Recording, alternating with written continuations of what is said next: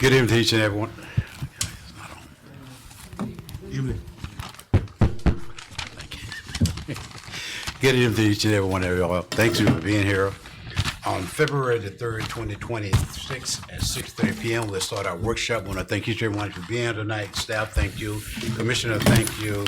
Madam Attorney, thank you as well for being here tonight. At this present time, Madam Clerk, recall the roll, please. Commissioner King, Present. Commissioner Polk, Present. Mayor Cowes. Present. Thank you, Madam Clerk, and thank you, Commissioner. At this time, we're discussing the workshop tonight, the People's Purpose and Cooperation. Mr. Campbell. Mr. Mayor, Commission, the representative for People of Purpose is not here at this moment. We could go on to the second item, just discussion of the agenda, of the agenda items, but once William Freeman comes, should he come before the 7 o'clock meeting, we'll allow him that opportunity, sir. Thank you, Mr. Manager. We do appreciate it. At 7 o'clock, we have the call of order, roll call, we have the prayer, and then pledge of allegiance, discussion of voting conflicts, and then presentation on proclamation. We have one tonight. I'm all right, Madam Clerk. Yes. Okay, the Martin Luther King Oratorial Contest Awards. Opportunity for the public to address the commissioners and the consent agenda in reference to commissioner meeting January the 6th, 2026, and approval of the city commissioner agenda February the 3rd, 2026. Mr. Manager, having a deletion or addition to this agenda. There will be some additional items that's not listed under the manager's report that I will just give an update on to the commission. All right, thank you, Mr. Manager. Resolution 04-2026. Madam Clerk, read for the record, please. A resolution of the City Commission of the City of South Bay, Florida, establishing and approving a senior minor home repair program to assist low and moderate income senior homeowners living within the City of South Bay, providing for an adoption of representations, providing for an effective date. Thank you, Madam Clerk. City Manager Campbell. Mr. Mayor, Commission, during the budget planning process, 2025, the commission, it came to the commission about a minor home repair program for the senior citizens in the city of South Bay. We've presented this policy on several occasions. It is now coming to you for your final consideration, any other recommended changes that will come about. So just in conversations with the commission would say that the total program funding is $30,000 for the fiscal year. Assistance will be provided on a first come, first qualified basis, subject to available funds. The maximum assistance per household shall not exceed $1,500. That's from hearing from the commission and those that have provided input. The criteria, qualified applicants must meet all of the following. Residency, must be a legal resident of the city of South Bay. Age, at least 67 years of age at the time of application. Property must be owner occupied and serve as the applicant's primary homesteaded residence. Household income must not exceed 80% of the AMI area median income as defined by HUD. Only single-family owner-occupied homes are eligible. Mobile homes may be eligible if the applicant owns both of the unit and the land. That's one of the different. So this minor home repair program, the senior, the age, and mobile homes are sort of the major differences, and a dollar amount are the major differences versus the American Rescue Plan Act minor home repair program that the commission supported and funded back in 2021 to 22 and 23. So those are some of the differences. Now, with the understanding that how far $1,500 would go, your eligible repairs, the program is intended for minor essential repairs that improve safety, health, and accessibility. Examples include, but not limited to, repair or replacement of unsafe flooring, steps, or handrails, minor roof, not a full replacement to stop leaks, plumbing or electrical repairs addressing safety concerns, installation of grab bars, ramps, or other accessibility improvements, a window or door repair to improve security or weatherproofing. So those are just some of the things that is covered under the program. The applicants must complete application process. Applicant must complete and submit a minor home repair program application with the required documentation, including proof of age, ownership, income, and residency. City staff will review applications for eligibility and conduct a home inspection to determine scope of work. Approved applicants will be notified in writing, and repairs will be scheduled based on available funding. One of the other differences is if this is approved by the commission at the $1,500 amount, that is a total of 20 applicants being selected. Those applicants, we think from a staff perspective, we'd like to present all the approved applicants to the commission, and the commission would make their selection of those 20 residents for the minor home repair program. So that would be another difference versus the ARPA minor home repair program. So this is being presented to the commission for your discussion and final approval tonight. Thank you, City Manager Campbell. We do appreciate that, sir. Any questions at this present time from the commission for Resolution 04-2026? Commissioner King. Thank you, Mr. Mayor. I just have one question, as I had before when we had this discussion about this program, the reimbursement of the $1,500. Commissioner, pull your mic down a little. The $1,500 have to be fronted by the applicants and then reimbursed. I have a problem with that because we have seniors that the reasoning for this assistance is because they can't afford the minor repairs.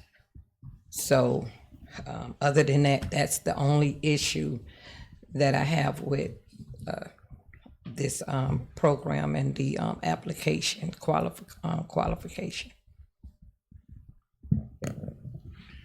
Question your problem that you have with that is in reference to once if they have home repairs and they're $1,500, then what you're saying that you got a problem with them reimbursing it. I mean they're bringing the invoice and then the city reimbursed them. And then I know when did in Oxford we did money up front. Is this what you're saying, that we need to do the same thing in reference to those individuals who qualify for this particular program? Yes, because that's the purpose of them, reaching out for assistance because they don't have the funds. If they can front up the $1,500, then they don't need the assistance. Okay. Man, do you have any comments? I hear all the comments and then I'll respond, Mr. Mayor. All right. That's the only one, Commissioner King.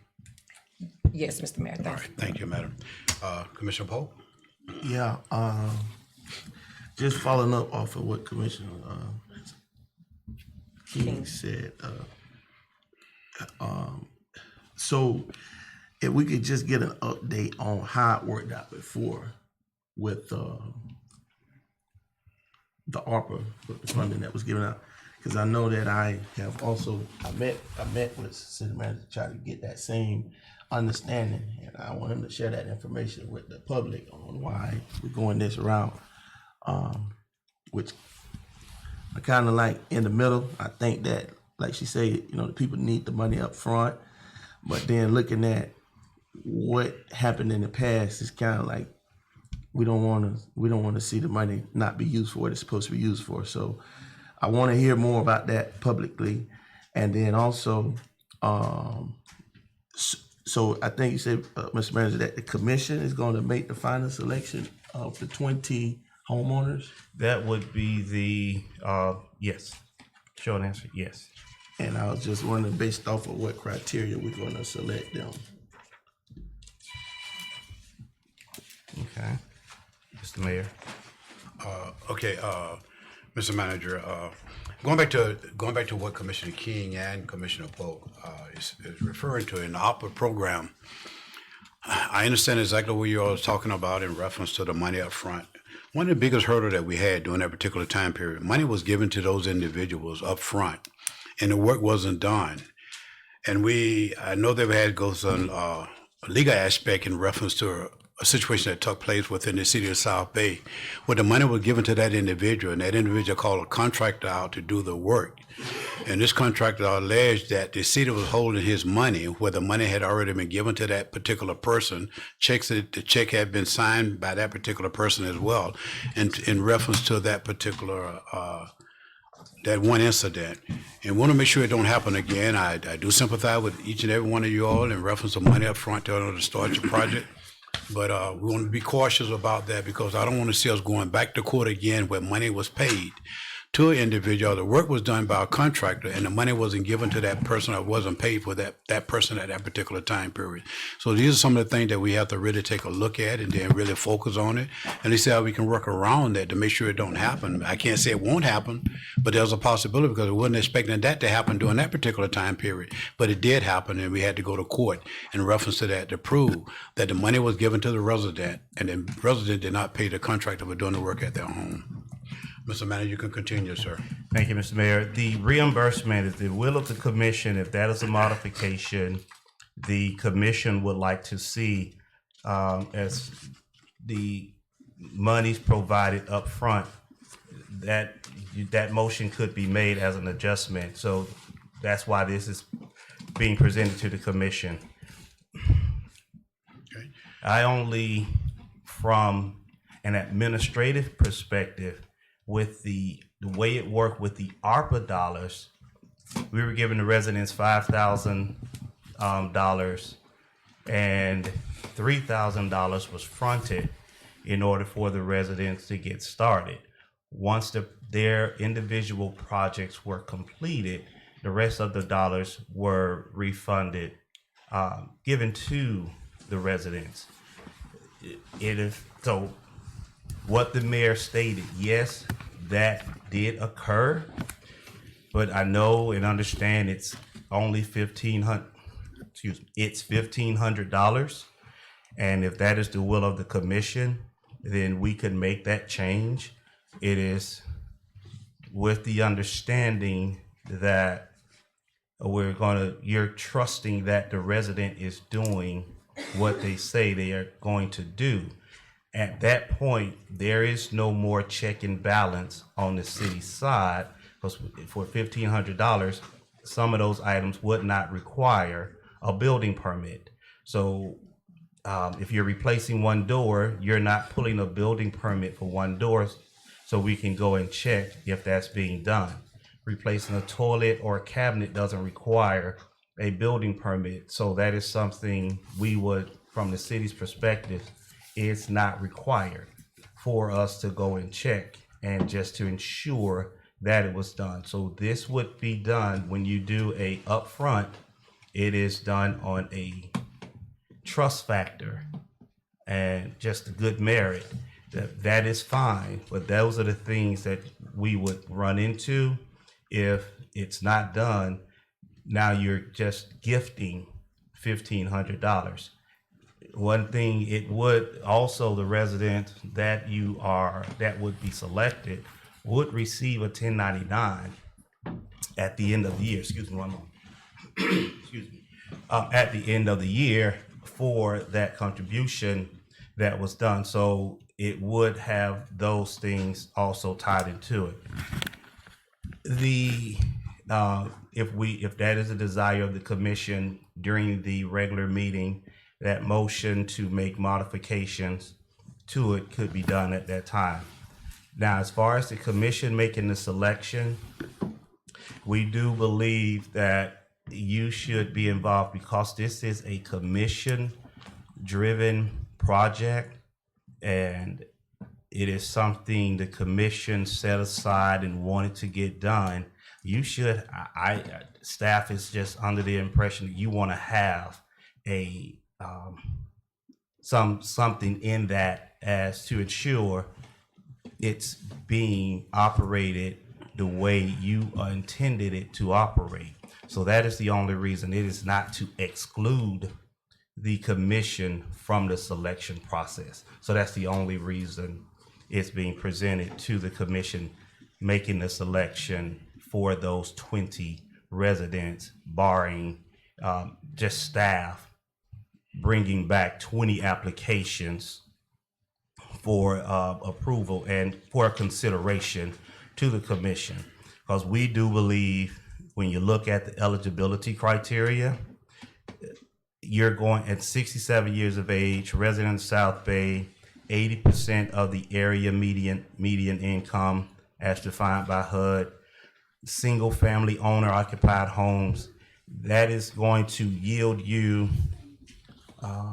more than 20 applicants. So for us as a staff to dwindle that down, we just feel that that's going to be a challenge without commission having some input in that project, in that process. So that is one of the reasons the staff wants to bring it back to the commission for your input. Yeah, give us the hard job. Any- I understand. You're good with that, sir? Commissioner Polk? Yes, sir.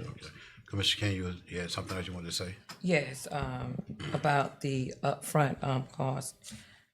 Could we suggest that a direct pay to the vendor since the work is gonna be done by the vendor? Could it? Oh, I apologize. I was speaking in the middle of you speaking. I said I apologize. Direct vendor pay. Since there's a possible issue with providing the funds upfront to the residents.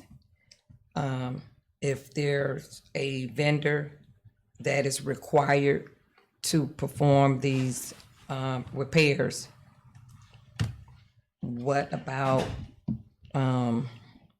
just supplying the pay directly to the vendor instead of the residents directly? The challenge in doing that is it would require the city to contract with that vendor to make the payment instead of the homeowner. So now we get into different level of contractual obligations between the city and that vendor. The other side of it could be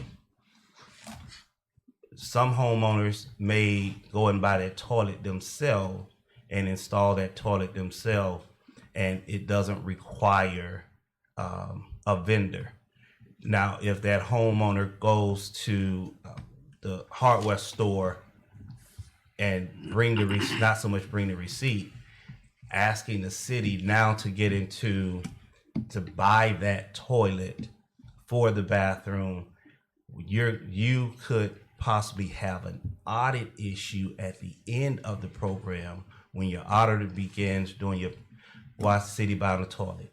Of course, it would fall under and have its justification, but now you've created a different level of accounting and tracking of the dollars versus just you gave $1,500 to the resident, or why you buying the toilet, why you buy.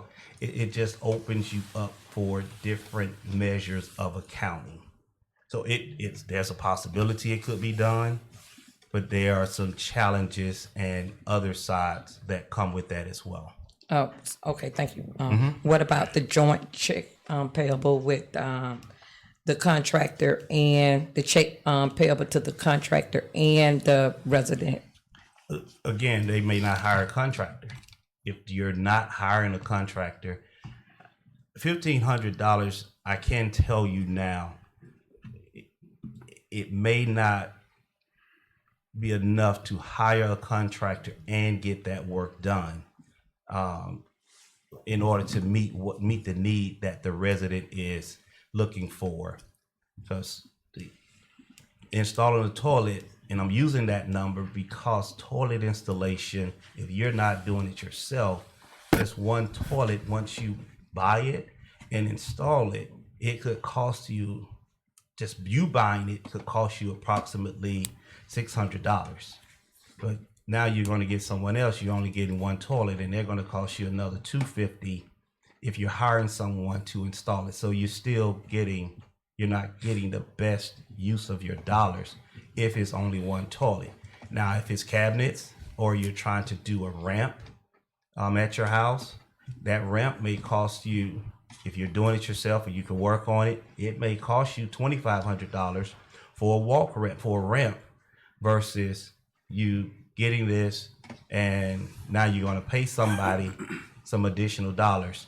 So all those factors could come into play once that resident has been awarded the agreement. Now okay, what are you doing? How are you going to use the funds? If you have a quote you're going to bring in, then yes, there's a possibility of doing a dual check. If you only want the city to go to the Home Depot and buy it for you, then of course we could go over to the city, someone could go with that resident and make that purchase, and the resident could bring all their things back. So all those factors, all those factors could go into play.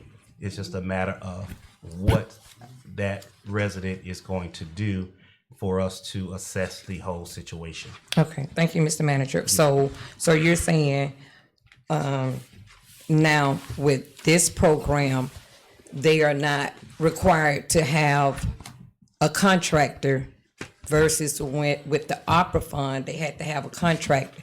So if they're not required to have May I answer that part of that question first? Because that is not what I'm saying. Okay. I'm not saying they are not required to have a contractor. I'm saying this $1,500 for whatever that resident is opting to do may not require a contractor. With the other program, people were getting windows installed, roof work done. It required contractors for some of the work they were getting done. So no, I'm saying that they don't need a contractor. Okay, thank you. Again, so majority of the minor work might not require a contractor, right? Is what you're saying? I can only speak in a sense, yes. It all depends on what the resident chooses to do. I don't know what residents need. So without a contractor and they're doing the work on their own, I still have an issue with them fronting up this money, because if they didn't need the assistance, they wouldn't be relying on this program to help them.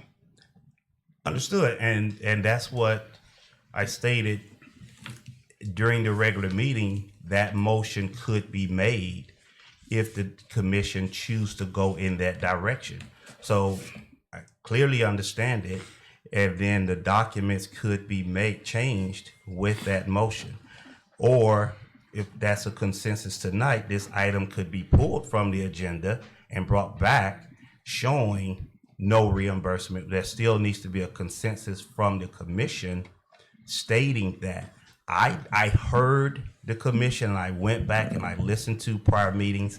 I did not hear a consensus on the removing of the reimbursement part of the conversation.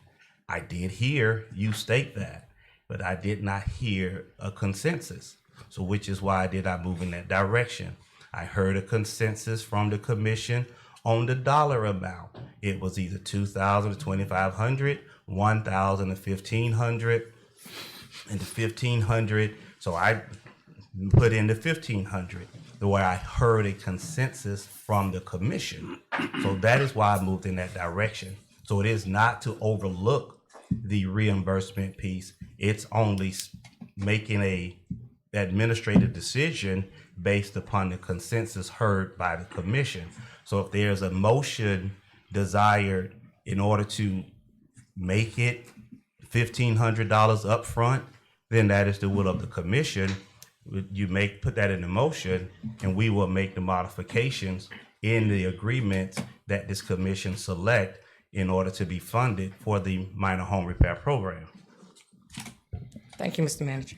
All right, thank you, Commissioner King, and thank you, City Manager Kalman, and thank you, Commissioner Pope. Vice Mayor, do you have anything that you'd like to say in reference to this particular resolution, sir? Yes, sir. Okay. Yeah. Yes, yeah, all right. Thank you, Commissioner. We'll continue on. Now, I would like to add, Mayor, before we have time. Now, here is something that I did hear administratively and just from some of the residents when this agenda was posted. I did get some calls and said, why are we only focusing on seniors? However, I did not receive a call from the commission. I received a call from residents that were reading, that was reading and reviewing the agenda. So I wanted to let you all know, and just in full transparency, share it with you as to why it's for seniors only. Thank you, Mr. Manager. We do appreciate it. And Commissioner, you have the opportunity, to make a motion in reference to the upfront $1,500. How would you want to move this particular resolution at 7 o'clock meetings? We continue with our workshop tonight. Resolution 05-2026. Madam Clerk, read for the record, please. A resolution of the City Commission of the City of South Bay, Florida, rectifying the purchase an ice machine from CCAC Repairs LLC in the amount of $4,183.49, providing for an adoption of representations, providing for an allocation of funds, providing for an effective date. Thank you, Madam Clerk. City Manager Campbell. Mr. Mayor, rather quickly, I want to correct a statement. Staff is recommending approval of Resolution 05-2026, but during the last meeting, I expressed to the commission that it was not within the manager's threshold in order for the manager to move forward. However, that is somewhat accurate. However, it only requires 3 quotes. So anything over $3,000 requires 3 quotes. And at the time of the ice machine purchase being presented to the commission, we did have those 3 quotes in order to move forward. But we are here bringing the 3 quotes as well as the recommendation for the $4,183.49 for the replacement of the ice machine. Staff is recommending approval of that resolution during the regular meeting. Also, it was a local vendor, South Bay resident, that provided the ice machine to the city. Thank you, City Manager Campbell. We only have 2 minutes. I'll make a motion to adjourn the workshop, and we'll reconvene at 7 o'clock. Moved. Moved by Commissioner Polk, Second. second by Vice Mayor McKelvin. Workshop adjourned. We'll reconvene in the next 2 minutes.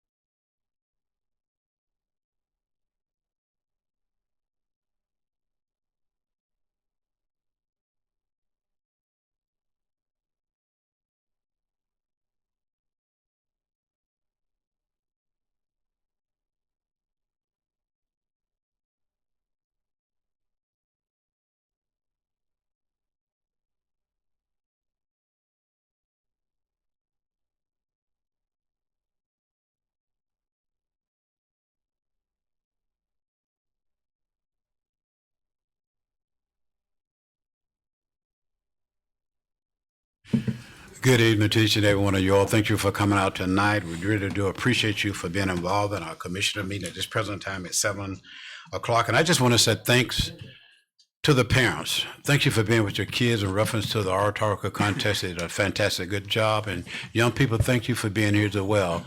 Vice Mayor from the city of Belgrade, thank you for being here tonight. And the others who came here to join us at the commission meeting tonight, really do appreciate you being present. Mr. Hightower, I think I seen him just a few minutes ago. Oh, thank you for being here tonight as well, sir. Mr. Jackson, thank you for being here also, sir, tonight. At this present time, we'll start our commissioner meeting at 7 p.m., February the 3rd, 2026. We're going to have a roll call. After the roll call, we have the prayer by Pastor Commissioner Polk, and then the Pledge of Allegiance of flag. Madam Clerk, we call the roll, please. Commissioner King, Present. Commissioner Polk, Present. Vice Mayor McKelvin, Present. Mayor Cowes. President, thank you, Madam Clerk, and thank you, Commissioner. Let us stand, please.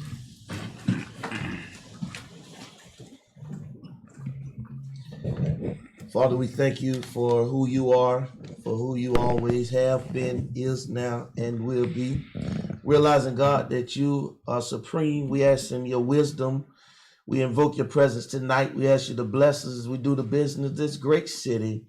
Bless the stakeholders, the residents, each and every one represented on this desk tonight.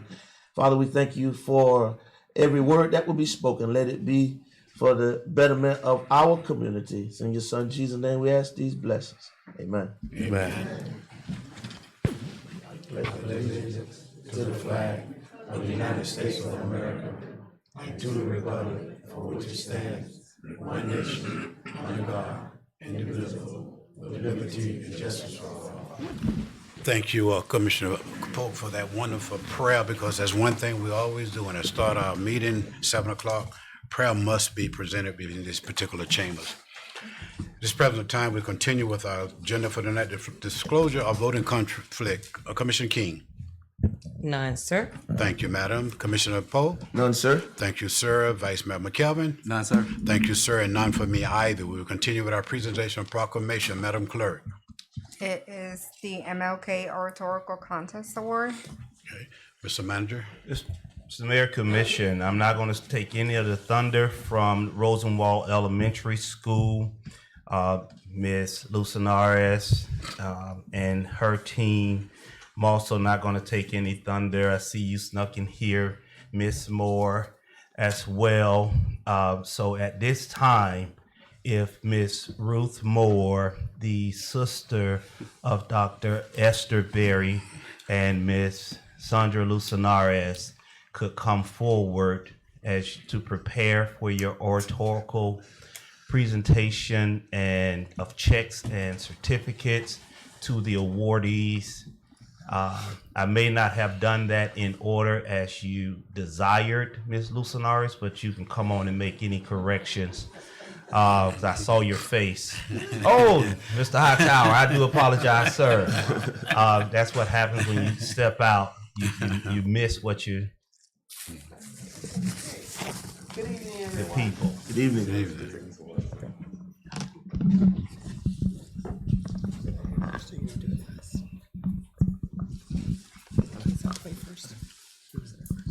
Okay, well, good evening again. It's so nice to see everyone here. On January the 8th, we had our 41st Dr. Esther E. Berry MLK Oratorical Contest. Thank you. It was wonderful. We had 27 students to actually participate, and they did a fantastic job. Parents, you should be proud of your children. We certainly are. And it was a pleasure putting this all together again. So we're going to start off with the winners. Starting with the K through 2nd category. I must read the theme, though, for you to let you know what these kids had to research. So for the K through 2nd, the theme was, who was Dr. Martin Luther King Jr.? Our first place winner was Layla Camel, and her award is $300. Layla, come up, please.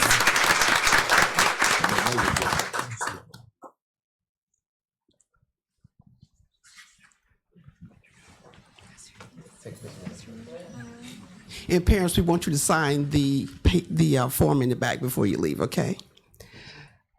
The second place winner in this category was Layla, where are you going? Come on back here. Jordan Baker, $275. What school are they from? Rosenwald Elementary, of course. Both of them. Both of them. Okay, third place, please forgive me if I mispronounce it. Danina Brown, kindergartner from Pioneer Park Elementary. $250. Not bad for a payday, huh?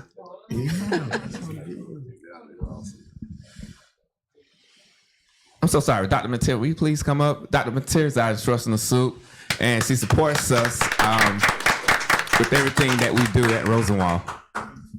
Hey, Doc. Okay, for our third to fifth grade category, Justice Davis is not here. She's the fourth grader at Glaze School. Of course, she gets a hefty $350. For first place, tied for first place is Conrad Mills, fifth grader at Glaze School as well. $350. I'm so sorry. This is the third through fifth grade category. We're going to ask all third through fifth grades to please remain standing. Second place winner was Taylor Risper, from fifth grader at Gladeview Elementary. $325. And our third place winner, Joshua, is not here this evening, and where's he? Where'd you come? Come on, Joshua, I didn't see you. Ortega, $300. How about that? Let's give him a round of applause.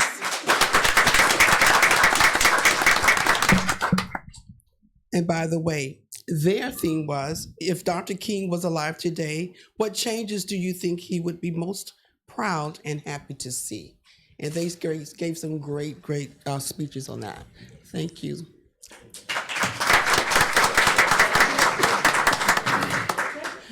Yeah, but I need another picture. Oh, come on.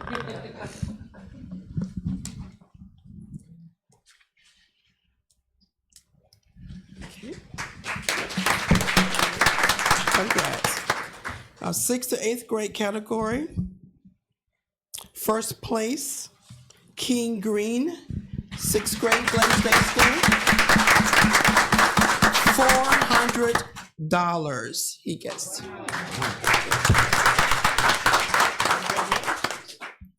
Congrats. Oh, it's on top too.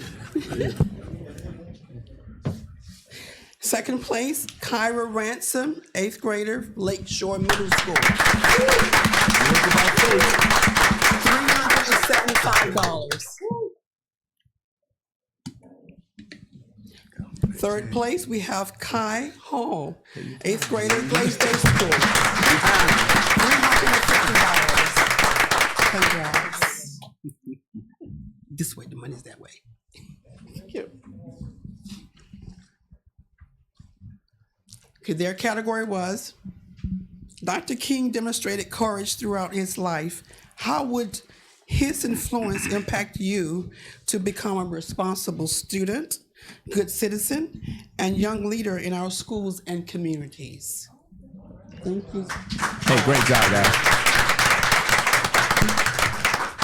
And our final category, 9th through 12th, our first winner, I don't see her. Her name is Persia Green, 11th grader, Glaze Central. However, her father's here, right? Okay. She gets $500.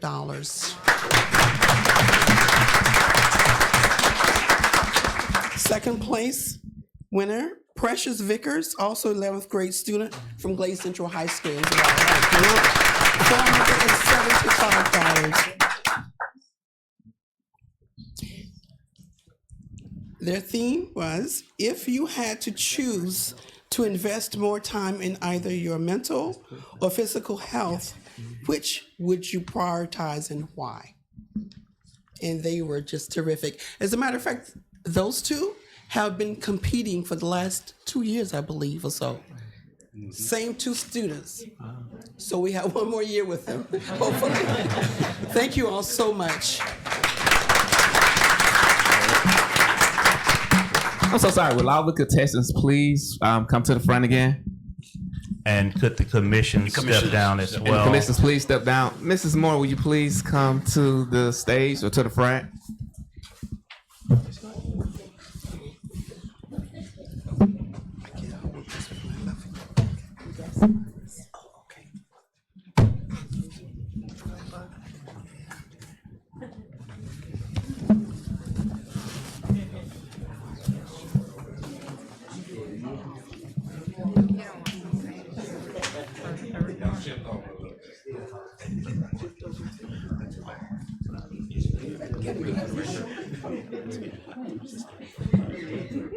All right. I'll take 3 steps back.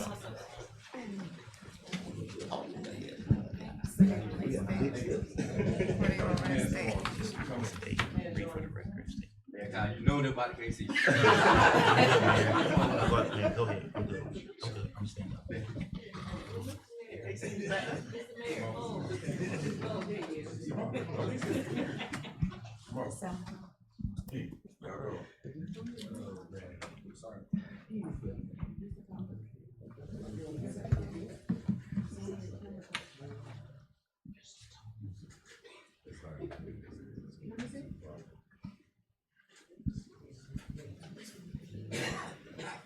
All right, look this way.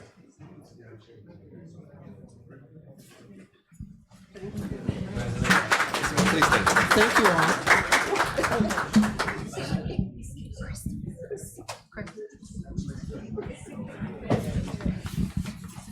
Hey, so for a minute, I asked Mrs. Moore to remain here. At the beginning of this, sometime in the summertime, we didn't know how it would affect us with Dr. Berry passing away. But Mrs. Moore, as well as her sister, they stepped in and they continued the legacy of Dr. Berry. And on behalf of Rosenwald, as well as the city of South Bay, we would like to present this Lifetime Service Award to you, Ms. Moore, for continuing the legacy of Dr. Berry, as well as your family. Thank you so much for everything that you do.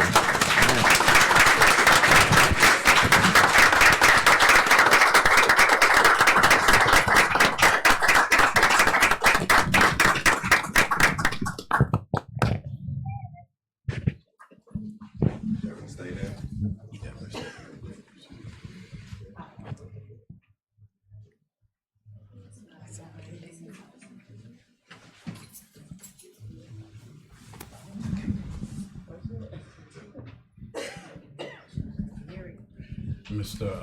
Mr. Collins, before you do that there. Dr. Mitchell. Ms. Moore. Can you bring your friend with you as well? Ms. Moore? Bring her here, please. Seventh grade.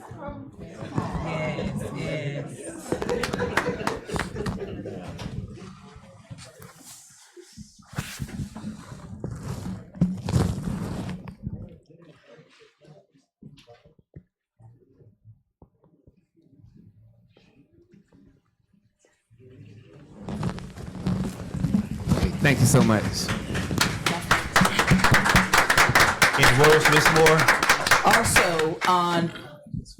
Also on behalf of the Glades region, I would just like to express our heartfelt support that this commission and the Berry family has always given. It is a wonderful experience. If you've never seen that Martin Luther King celebration, it is a wonderful experience to watch these children share their memories of Dr. King and share their heartfelt talent and their oratorical gifts. So next year, it was a full house this year, but next year we want to pack this house out. It is a wonderful time, and I think we should acknowledge our children a little bit more for their dedication, their tenacity, and their oratorical skills. So let's give it up for them one more time. I also would like to say that this does not happen everywhere.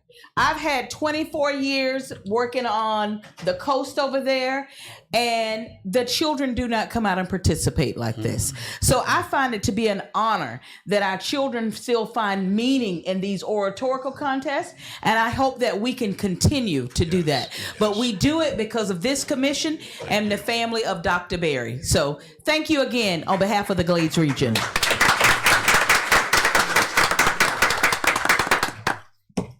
I would just like to say thank you to the community for all of the care that they gave my mom and my sister over the years.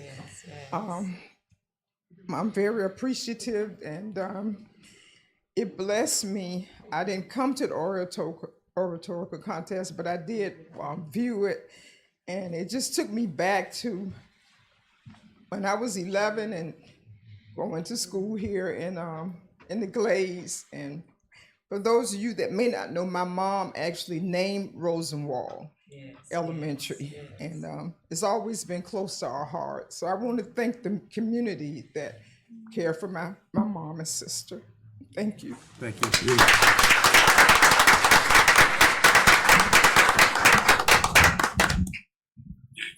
Thank you, Roosevelt Elementary School. Thank you, Ms. McTeal. Thank you, Mr. Hightower, and your staff as well.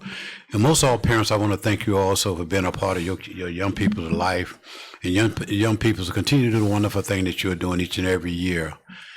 I just want to say one thing in reference to a dear and wonderful friend of mine, which is Dr. Esther Berry. Well, we served together on this dais here.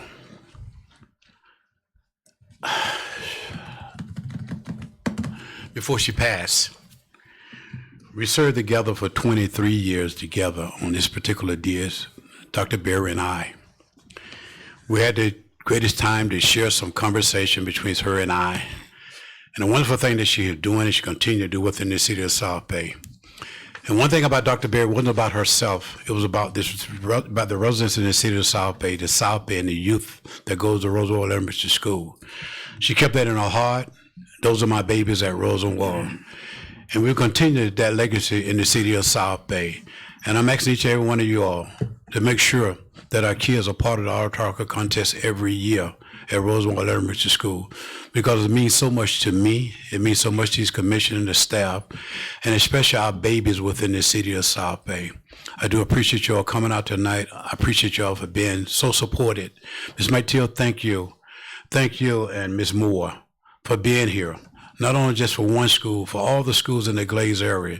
You all have done a fantastic and a great job, especially in the Glades as well. And I do appreciate you all for the work that y'all do each and every day. But tonight, it's a children's night. It's their night. So again, let's give them a round of applause, because they did a fantastic job this year. I know that school tomorrow for the kids, the parents, if you want to leave and take your kids, you can do it at this present time if you so desire. If not, you can stay for the remainder of our commissioner meeting tonight. And to the parents, I heard the challenge from Dr. McTeer, Mr. Hightower, Ms. Moore. Come out, sign up, January 2027 oratorical contest. Give everyone else a challenge for that token of love and appreciation. So come on out, get ready, start working on it, working on your oratorical skills. And I do believe that your oration is going to be great. And come win that money. Thank you, City Manager Campbell. We'll continue with our agenda for tonight. Opportunity for the public to address the commissioner, Madam Clerk. Yes, sir. We have Mr. Abrams.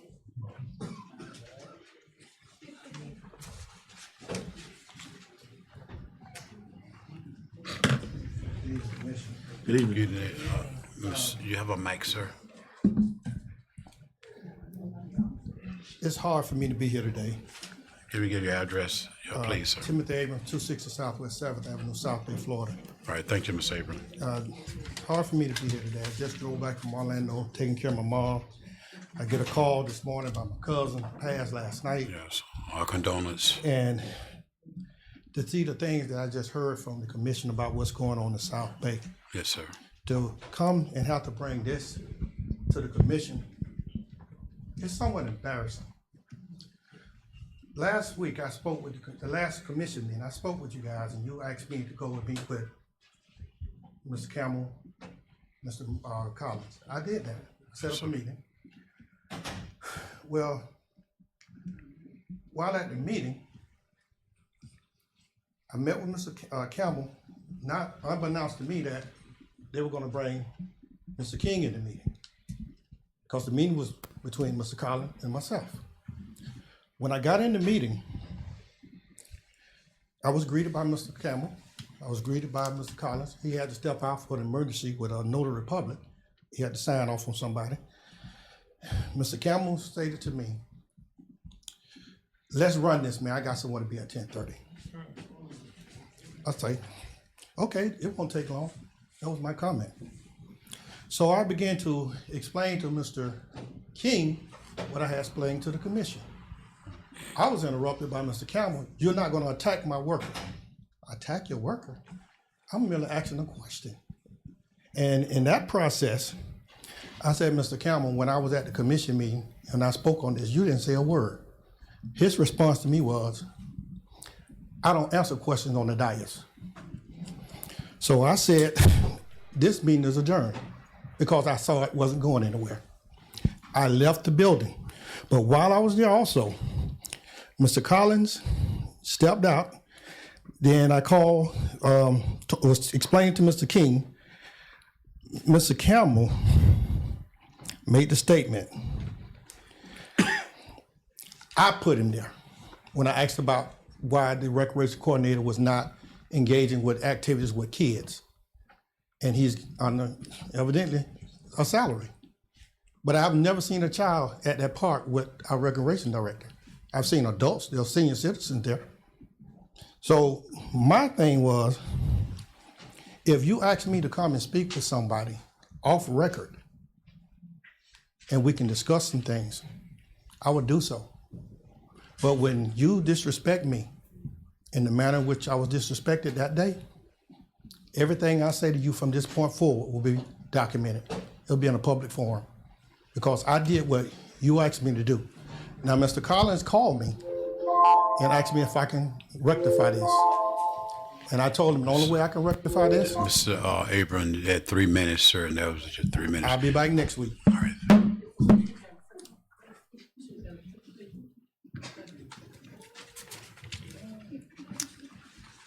Thank you, Mr. sir. Go ahead, Jeff. The next person, Mr. Wiltshire. Janaris. Who's the next person? Mr. Wetcher? He said, He's okay? Okay. Okay. Miss Eiffel.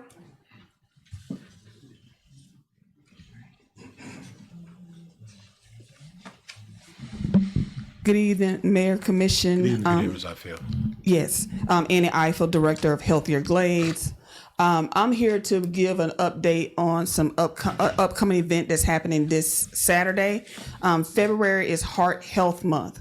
And so there's a lot of activities going on in the community promoting a healthy heart.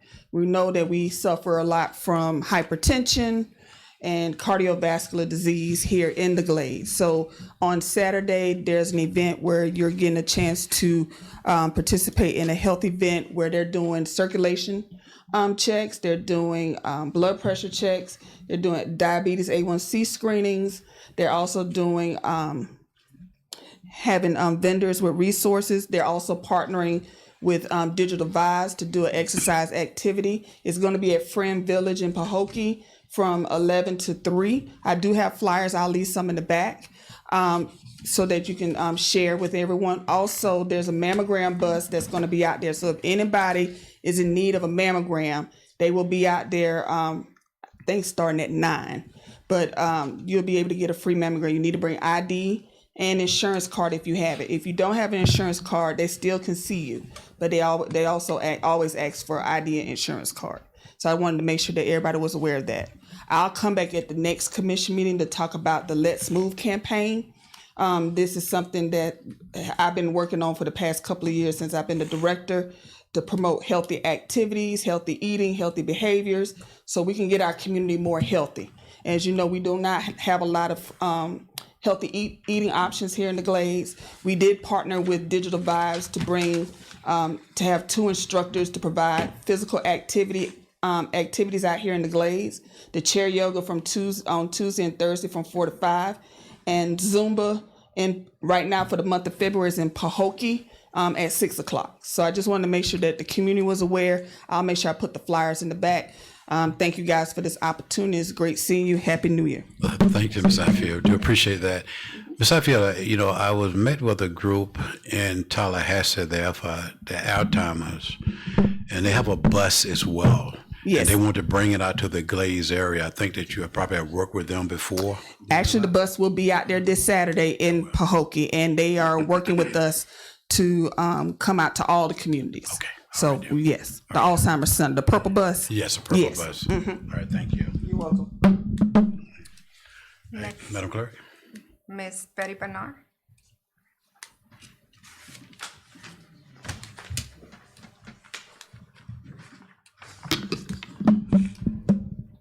Good evening. Good evening. My name is Miss Betty Bernard, 270 Northwest 11th Avenue in the great city of South Bay. I'm coming before you. I was listening as you was talking about the minor home repair, and I have a few concerns about that. And I know the city and nobody else is just going to give away $1,500 or $1,000. Now, I know my concern is, if you're giving that money, is there going to be a paper trail? You don't have to answer, but these are things. Will that come up in audit? Will that affect the budget, the audit, when they go over it? Will the applicants, the commissioners will be deciding who will get the money? My question is, how will you determine that? Is there a date? Is there a time when the application is turned in? Or are you just going to pick some random people? Now, if some people are overlooked because they turn their application in first, it's going to cause a problem. So you need to think about how you're going to determine that. The other thing about the $1,500, is that going to be something annual? I read something that said next fiscal year, so I'm wondering, is it going to be something ongoing? And as far as, again, $1,500, how much materials are you going to purchase with that, and how are you going to pay the person, because that person is not going to work for free.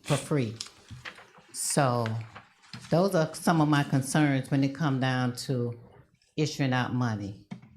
And we want to make sure that we know that we don't have a lot of resources in the city that we can have money. We know that there's going to be some problem with property taxes. So my thing is, we don't need to be wasting money. We need to be reserving money. So if emergencies come up, where are you going to find the funds? So, thank you. All right, thank you, Mr. Bernard. Appreciate it. We have one more, Mr. Jackson.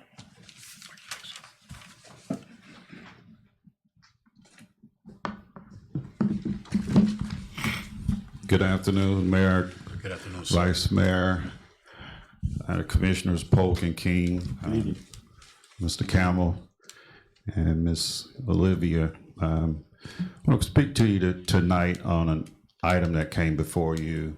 The last time was the last commission meeting regarding access along Southeast 2nd Avenue. Well, hopefully I can get through this. I kind of put these down real quick so I could make sure I can get through in my 3 minutes.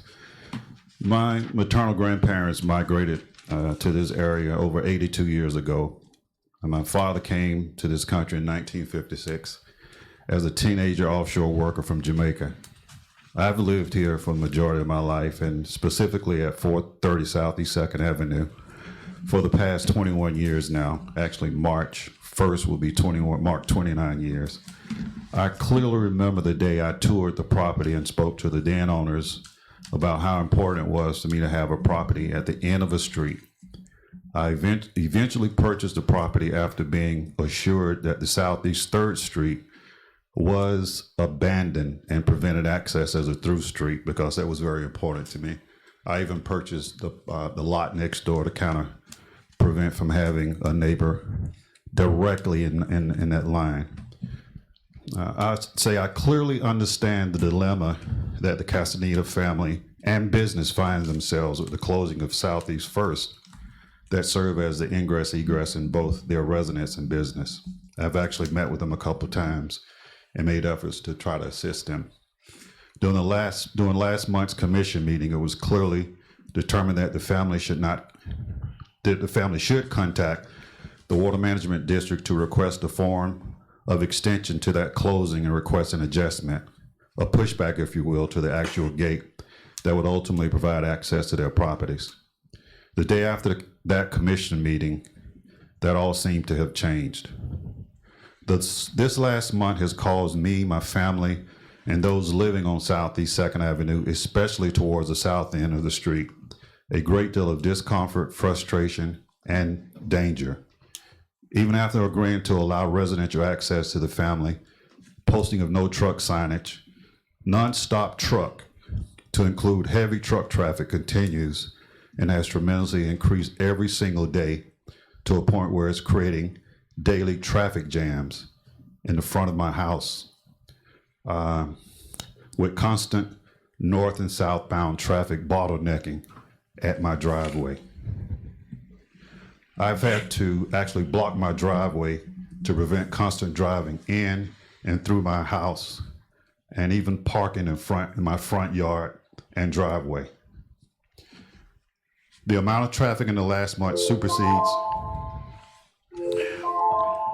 Mr. Jackson, your 3 minutes is up, sir, but I want to address something with this here, what you're talking about, because it's very important, because I've been in your area as well. Okay. And I definitely want to make sure we get some clarity on this situation here, because I agree with you on that, what have taken place, because the morning I went to right in front of your house, I parked in front of your house, and they had a truck there with a tractor on it coming in there to just grade the road there, to trying to make an easement in there. Mm-hmm. But I want the city manager to speak on this here tonight, sir, because it's very important to you and your family, and it's very important to the city as well, because this individual was talked to about that particular area. It seemed like he wanted to take it up on himself. Mm-hmm. They're trying to make a roadway right in front of your house and to the back of his property as well. But I want the city manager to address this at this present time, if you don't mind, sir. I don't mind, but I would be remiss if I didn't mention that Mr. Campbell has been very receptive. Okay. He's answered every call. He responded to every email, every inquiry. He's provided updates as he's been given them. Yes, sir. My only concern, and I will be quiet now, is that as it stands now, the property owner is in violation of code, of city code. The manager outlined that code violation in the meeting, the last meeting. And as you indicated, it seems as if the property owner is taking it upon himself to just do anything as he wants. And if that's not corrected, it can put the city in a predicament legally that they don't want to be in. So that's my reason for being here tonight. Thank you, Mr. Campbell.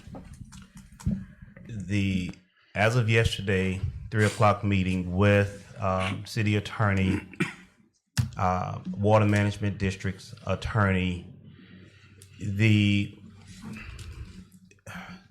project with the fence, and I do appreciate that, Mr. Jackson.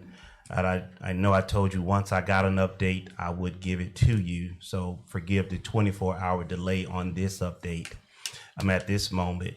But as of yesterday, within the next 2 weeks period, the Water Management District is going to, there's a right of way dating back to a 1968 permit.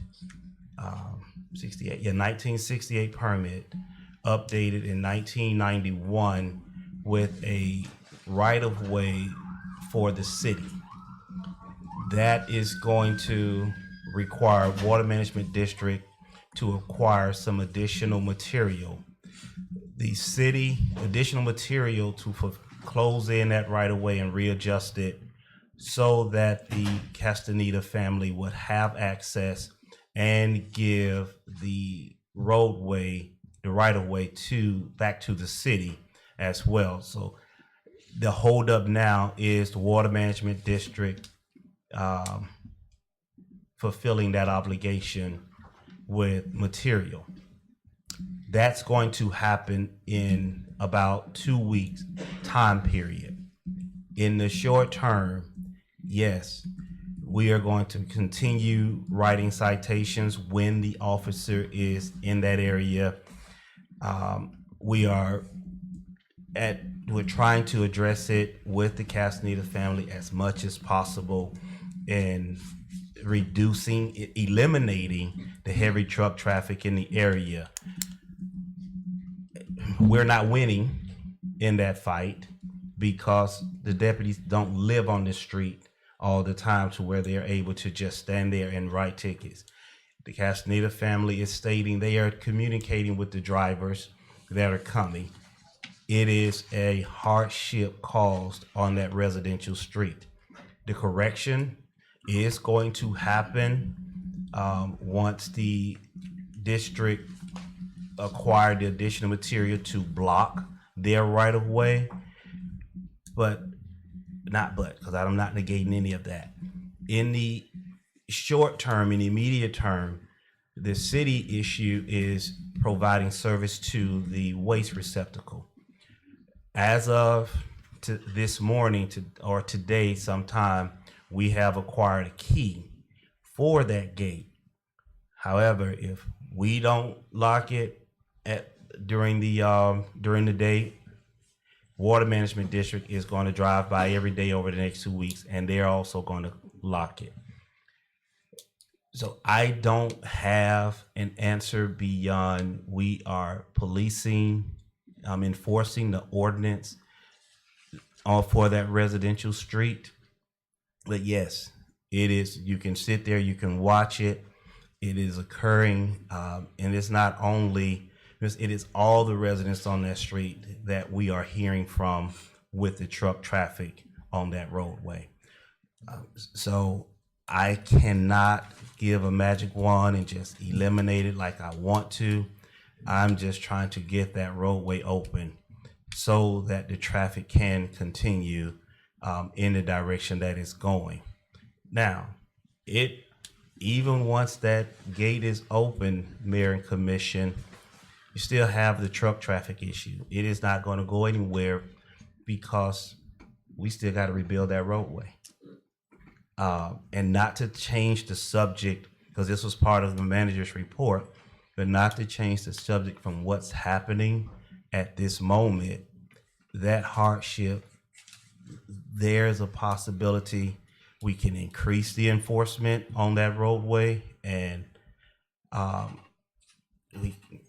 we can cite from code, we can cite the family, the Castaneda family, but it is getting them to comply. Even after all the citations, getting them to comply is proving to be a bit challenging. Mayor and Commission, I would love to tell you, I would like to sit here and tell you to go and have a conversation with the family, with the Castaneda family, but I also have to tell you they have hired counsel. So I would encourage you not to have those conversations, because we, city attorney, the district attorney, and the city manager, we are having conversations with their attorneys about it, and we are telling them daily that they need to tell them to stop the traffic. It is a little just non-compliance that's happening. So yes, Mr. Jackson is There is an issue that's happening. The roadway is abandoned. That should not have been the case. In a conversation with Mr. Jackson, very clearly dating back to the original owner, he shared with me there was never an access there for public use, only for the owner that the owner was using to move between his properties, the site, his area. So we have a non-compliance issue. It's being it's being policed, it's being managed. In that way, the deputy is writing tickets. I see the emails and the calls. So when a ticket is written, I get an email from the Castaneda's family. You're still writing tickets. And I said, they should not be going through there. We have a non-compliance issue that is happening due to the district closing the gate.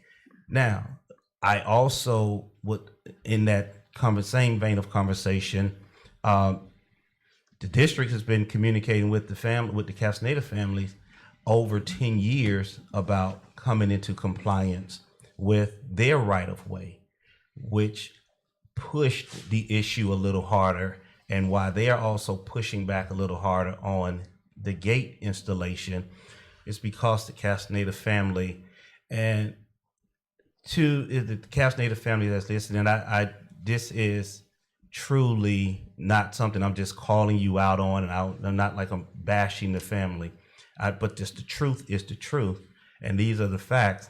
They did not want to come into compliance. They fought back on the district as well with cleaning the right of way, moving things away from the canal as asked, and off of the district property.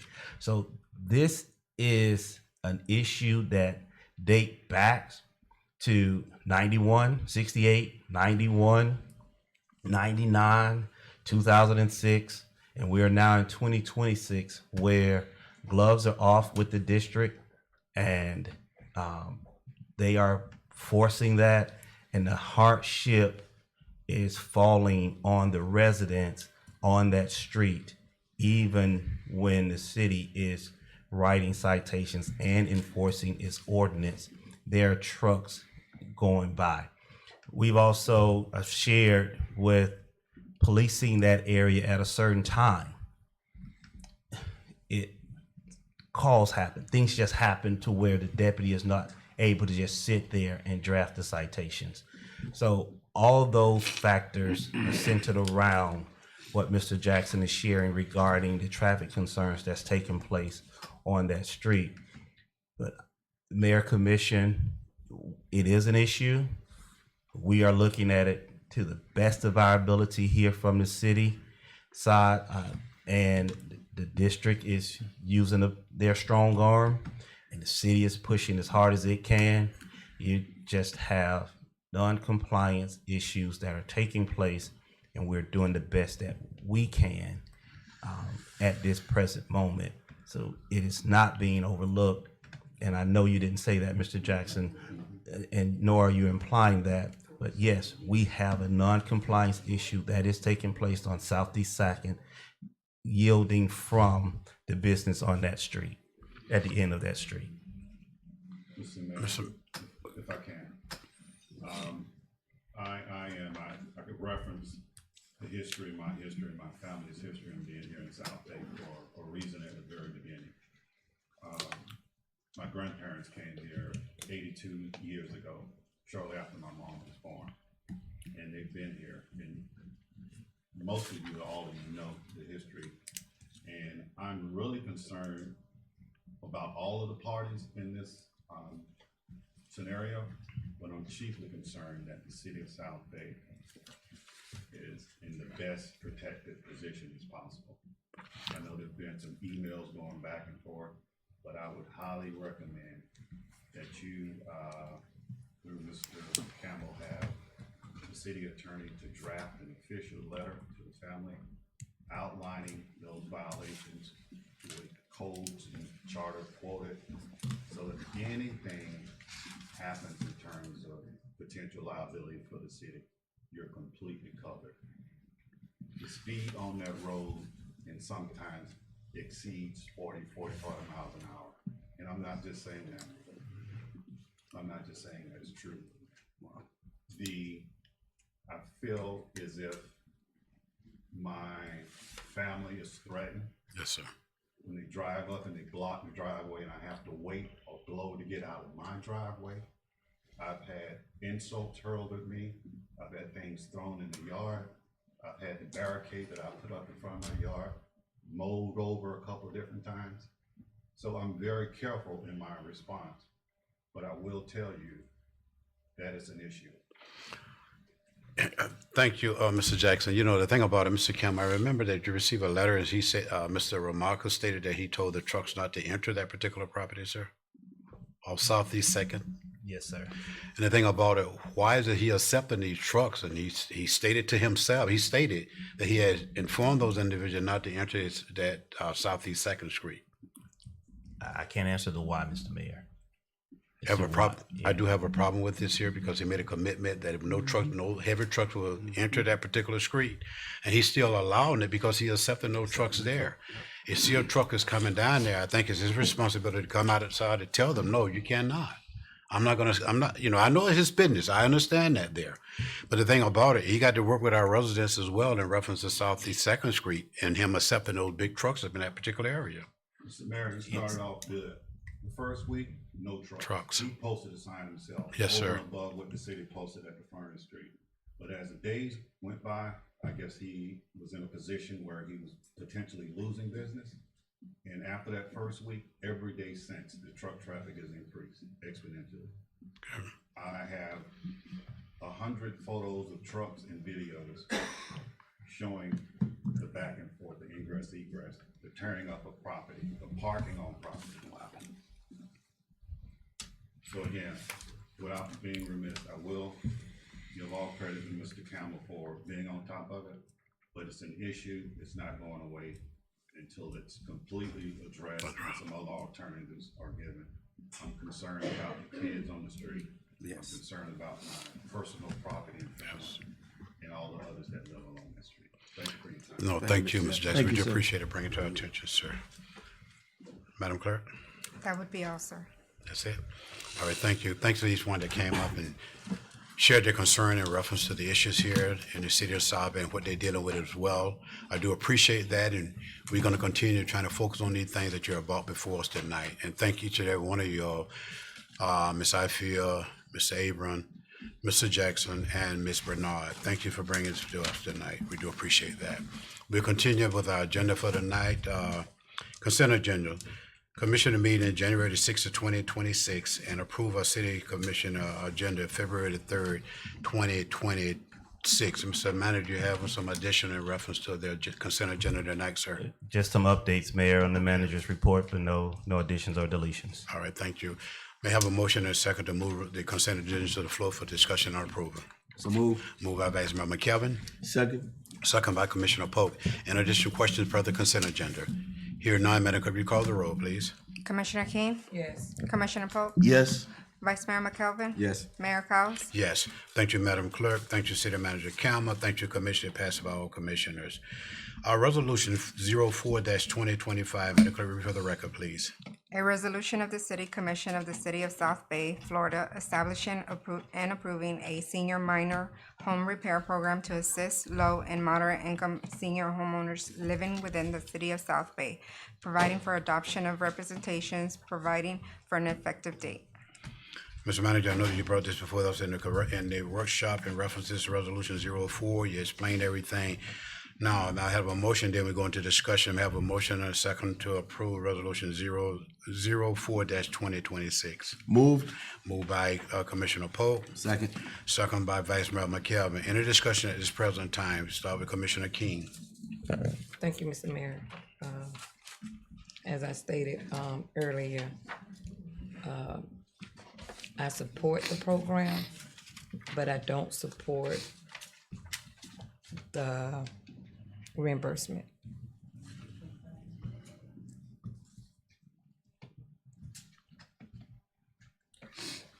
Okay. Commissioner Polk? I will reiterate what I stated during the workshop, which is that I have a concern of the city, especially from this seat as treasurer. I just don't see us passing out $1,500, not knowing or not being able to track that the residents are doing the right thing, especially when this has been an issue in the past. I'm pro the program as it's written here. I will support it as it is written here. I do realize that, as was one of my colleagues mentioned, it may be a challenge for some of the residents to come up with $1,500. I believe there's other ways around that, but we got to cover ourselves and make sure that we are doing what policymakers do, is put together a proficient policy that protects the city. So I support it as it is. All right, thank you, Commissioner Poe. Vice Mayor McKelvin. Yes, Mr. Mayor, I'm sorry that I came in a little late. I had some family issues. In regards to, I support the resolution and the program as is. But I see we have a lot of what ifs and nothing is really like concrete. How can we manage the actual 1,500, or who making sure that the resident does what they supposed to do with the money? Yes, sir. I think we might need to kind of slow down a little bit, workshop it again some more, and then bring it back. To make sure that it's concrete, make sure that the cities is protected, make sure that the residents is also protected as well. Especially when you talk about seniors, that 1,500 is going to be added to their taxes, which is going to make it their income $1,500 more. I just think we probably need to table this and then workshop it again, and then move forward. Okay. I don't think we need to be in a rush to. We have a motion on the floor and we in discussion at this present time. Now, I heard two different things from Commissioner King and you, and I heard from Vice Mayor, and I heard from Commissioner Polk as well. By hearing this discussion tonight in reference to the $1,500 there, I think that's what our biggest problem at, and how people do things the right way. Like I said, that I don't know whether people are going to do the right thing or what we encountered in the opera fund. But I would like to table this and we have another discussion in reference to this resolution, and then we'll move forward from there, if it's all right from this commission at this present time. And if I can get a motion to table resolution 04 from this commission, I really would appreciate it. You have to act on the first motion first. Okay, thank you, I'm sorry. Okay, we have all the discussion in reference to resolution 04 at this present time. Any additional discussion in reference to this particular motion? Hearing none, Madam Clerk, will you call the roll, please? Commissioner King, Yes. Commissioner Pope, No. Vice Mayor McKelvin, No. Mayor Cowes. No. Now, Move that we table it. Okay. I second that motion. We have a motion on the floor to table resolution 04-2026. At this present time, we have a motion by Commissioner Polk and a second by Vice Mayor McKelvin. Any discussion in reference to table this resolution? Hearing none, Madam Clerk, will you call the roll, please? Commissioner King, Yes. Commissioner Pope, Yes. Vice Mayor McKelvin, Yes. Mayor Cowes. Yes. Commissioner King, what was the vote? Yes. Yes. Okay, it passes 3-1 to table resolution 04-2026. 4-0. Everybody voted yes. The table. The table. She said no, right? she said yes to She said table. yeah, okay, so, I'm sorry.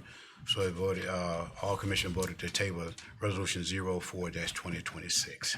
We'll continue. Mr. Resolution, Mayor, if you would you this item to come back at your February 17th commission meeting for not commission meeting, but workshop? yes, want to bring to the workshop, that's correct. Thank you, sir. Mayor Commission. Thank you, sir. Resolution 05-2026, Madam Clerk, read for the record, please. A resolution of the City Commission of the City of South Bay, Florida, rectifying the purchase an ice machine from CCAC Repairs LLC in the amount of $4,183.49 for providing for an adoption of representations, providing for an allocation of funds, providing for an effective date. Thank you, Madam Clerk. May I have a motion and a second to move Resolution 05-2026 to the floor for discussion and approval? So moved. Moved by Vice Mayor Calvin, Second. second by Commissioner Polk. Any discussion at this present time per Resolution 05-2026? Yes, Mr. Mayor. Commissioner King. Thank you, Mr. Mayor. Question for manager. Just need some clarification on what was the specific condition made to make this purchase an emergency purchase for the city procurement policy? It's not an emergency. At the prior meeting, I asked for consensus considering the ice machine wasn't working at the time in order to move forward with the purchase of the ice machine. The resolution is coming back to you all ratifying the purchase of the ice machine. It is within the purchasing authority of, it is within the procurement policy that anything over 3,000 requires 3 quotes up to $9,999. This purchase is $4,183.49. It is not an emergency purchase. You're only ratifying in order for us to, from a check writing accounting perspective, you're ratifying that purchase of the ice machine. Thank you. Thank you, Commissioner King. Thank you, City Manager Campbell. Any more discussion per Resolution 05-2026? Here none, Madam Clerk, recall the roll, please. Commissioner King, Yes. Commissioner Polk, Yes. Vice Mayor McKelvin, Yes. Mayor Cowes. Yes, thank you, Madam Clerk. It passes 3-1. We'll continue at this present time. The ordinance, no order tonight. Roosevelt Elementary School report, no report tonight. Financial report. Do you have any discussion at this time, Mr. Treasurer? Looked over the report, and I don't have any questions at this time. All right. Thank you, sir. Appreciate it. City Clerk's report. This month, the 20th Read for the Record will be held on February 26th, 2026. Ms. Bent is the coordinator. If any volunteers want to sign up, they can get with her. No, that'll be it. That's it. Okay, thank you, City Clerk. Any question from this commission per the City Clerk's report? Commission will be a part of the Read for the Record as well, along with some city staff members. I think the Palm Beach County Sheriff Department and the Fire Department will be helping this year with us in reference to Read for the Record. City Manager report. Mr. Mayor, just a few items. I'm going to work in reverse, and then we're going to close out with the city clerk's position and sharing that information with the commission. Would like to let the commission know that January 29th, well, not January 29th, January, as we were returning from Palm Beach Day in Tallahassee, city manager was notified by the Department of Financial Services, Chief Financial Officer of the state of Florida, Doge. We were Doge, one of the 39 municipalities here in Palm Beach County that received Doge, and our ARPA, American Rescue Plan Act funding for the minor home repair program. All the programs under the ARPA is being audited, and that is, we had a week to compile all of the information. I would like to say that it was easy to compile because of how our record keeping was in place with the American Rescue Plan Act funding. It was easy to provide that information to the Doge office. That is not the first time our ARPA program has been audited, and it may not be the last. However, I do want to let the commission know that we've submitted all of the documents. Only thing we've heard is that it's been received. And as the project the audit is moving forward, the Department of Financial Services audit is moving forward, or as information comes back, I will be more than happy to share that and just keep the commission informed on it. But I did not want you to not be aware of the notification and the response to the city. So there's no concerns from the staff side of the program, but we are going to be in compliance. You know, they're doing what they are asked to do from their office, and so what the electors have mandated that department to do. So that project is moving forward. To the parents and the residents that are listening in, but let me go back. If there are any questions regarding that the commission may have, feel free to have that conversation with me. But I do want to just give you an update there. To the residents, to the parents of graduating seniors, I know you saw my little ugly face out there on social media asking you to get your kids to submit their application for the scholarship program. The closing date is March 1st, somewhere in March, but it is posted on the city's website. There is approximately $10,000 set aside for high school graduating seniors. Now, the only caveat is you must be a graduating senior with meeting those requirements from the city of South Bay. Have a 33493 zip code. Doesn't matter which school. As long as you are a resident of South Bay, you're graduating and you're able to meet those requirements as outlined on the scholarship application. So please, if you know of any residents graduating, have them submit. And so we could ensure that those dollars are being utilized to assist those residents. Mr. Manager, one question. The deadline for submitting this scholarship is what date again, sir? March 1st, I think it is. Yes, March 1st is the deadline. Also on yesterday, we had a H2A housing meeting. I know the H2A representatives came out to the last meeting, and the commission asked for them to come back and give an update at this meeting. However, you will have that update at the first meeting, April 2026 is when they will return with more information in order to answer some of the questions that were asked by the commission, and staff is working alongside to compile all of the information in order to move forward. But they will be back first meeting April 2026 with an update on the H2A housing and how we're able to get them to assist from the city's perspective in moving and answering the questions.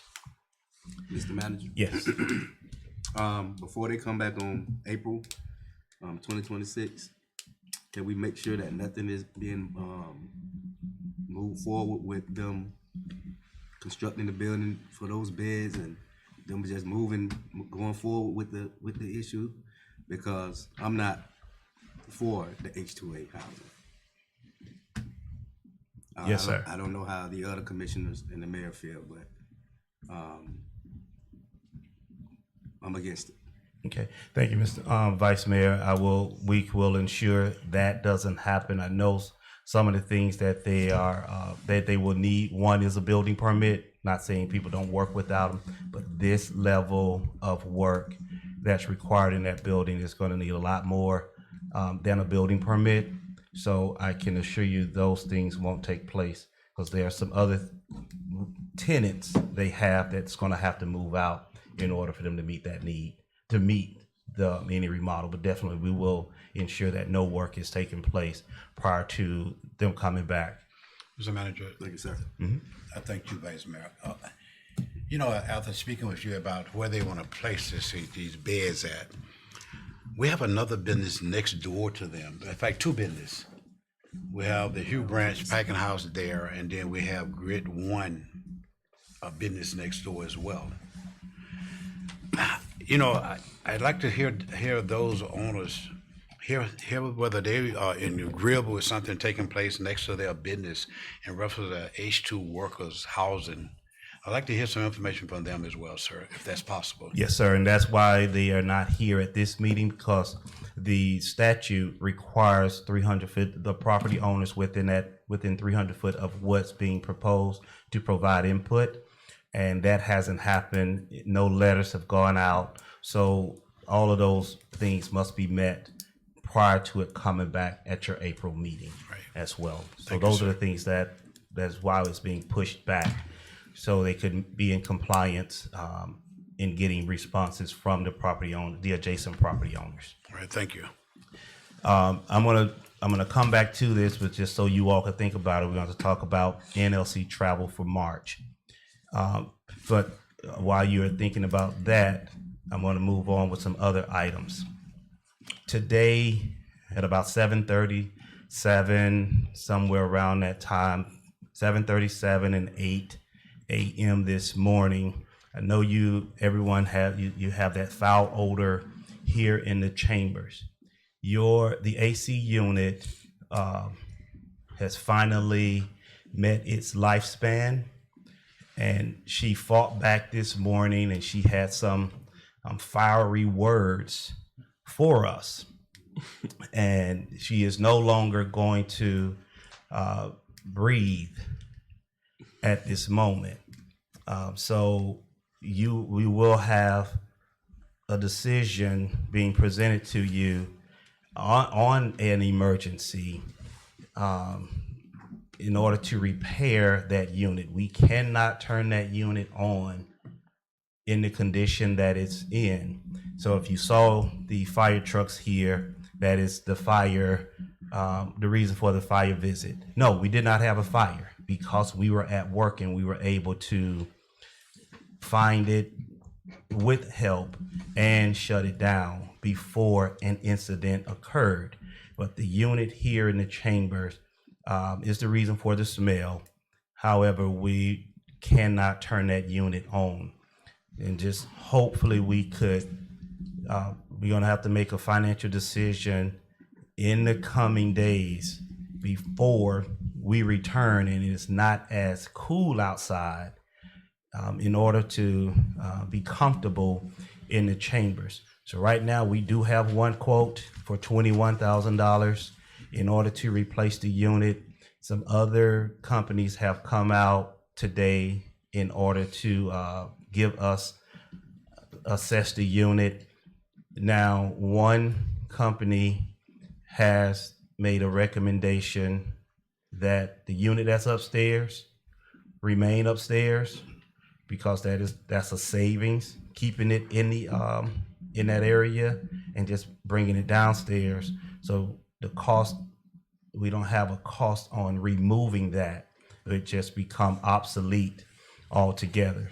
But we are assessing it, and we will bring that back to you. So we do apologize that the room and the air in the room is not as comfortable tonight. However, it could have been more uncomfortable if we were trying to make everyone comfortable at that time, and it would have been extremely uncomfortable. Yes, sir. Do that unit connect with the substation, Palm Beach County Sheriff Department? No, sir. Just standalone? It's a standalone unit. All right, thank you, sir. Yes, sir.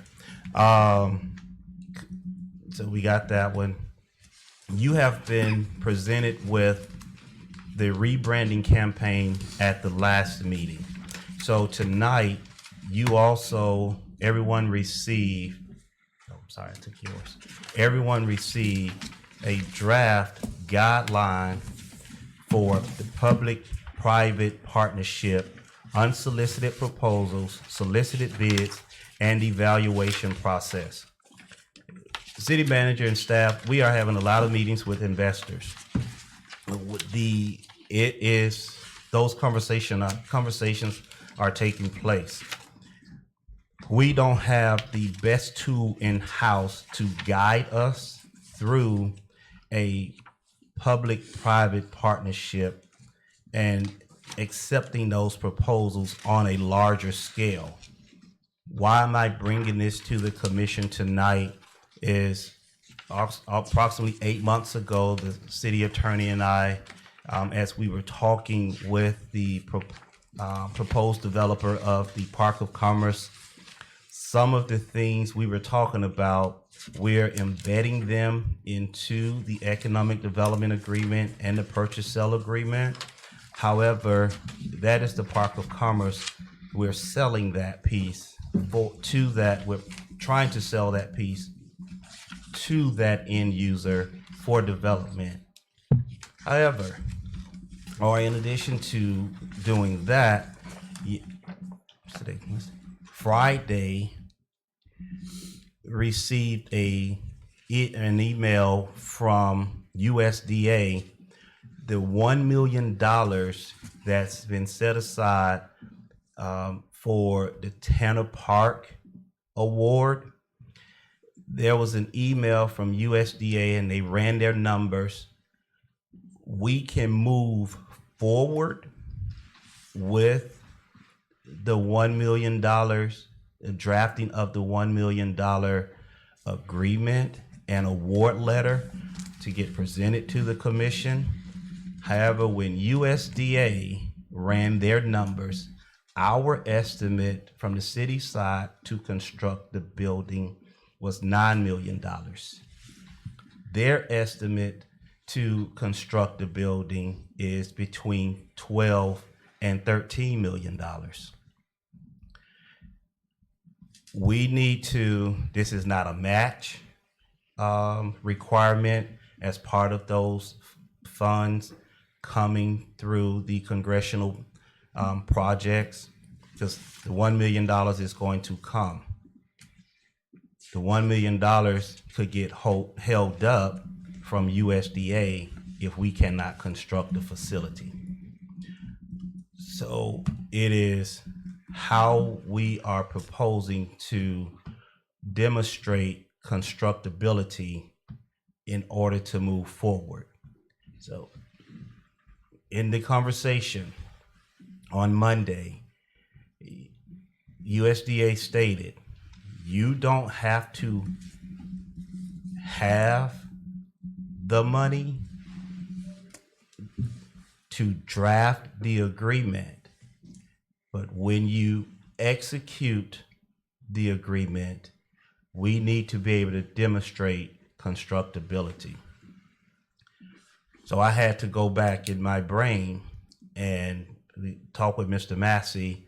Mr. Massey, can we go get a loan? I can tell everyone right now, the maximum loan we could get from, excuse me, not a loan, but a line of credit. The maximum line of credit the city of South Bay is able to get from our banking institution is $4 million. $4 million is their max that they are able to lend.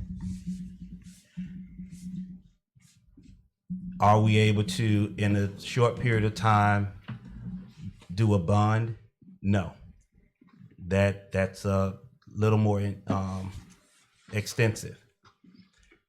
In talking with USDA, we are able to make application, doesn't guarantee, but we are able to make application with USDA for a loan, USDA loan, in order to close that gap up to the 13 million in order to do it. And no, you're not $12 million away in closing the gap because they're giving us 1 million. You may be somewhere in the neighborhood of $8 million away in closing the gap, because there are some other funds we do have for the project. And the last item is a public-private partnership for infrastructure projects. There's an opportunity for a P3 project that could possibly assist with the funding of the Tanner Park site, the new facility, emergency shelter care center. So I am presenting to the commission, and I'm not leaving the rebranding campaign because all of these things will work in tandem as we rebrand the city, get to a point where you're able to fund and construct the community center as we move South Bay to the next level. But Mayor and Commission, you need to look deep within yourselves. We could send $1 million back and not accept it, and we're not put in a position of trying to find the funding, and because that funding is, if we have to use a line of credit or a loan in order to pay it back, we are going to put it on the back of the residents. And I know you have fought against that, but you look deep within yourselves, and I am going to come back in the very near future tonight and ask you all for direction, because if it's USDA funding, they're looking for, if it's USDA funding, they would like to know that answer, because it triggers certain environmental questions that must be answered in the application process. And it would be good to know that and that information in advance before. But I can tell the commission that the $2 million you are currently receiving from this, you currently have an award for from the state. It's going to cover some of the environmental processes, and the state environmental review. The USDA stated that it almost mirror what they would require us to do. If it completely mirrors that, then those environmental pieces would be done within the state funding.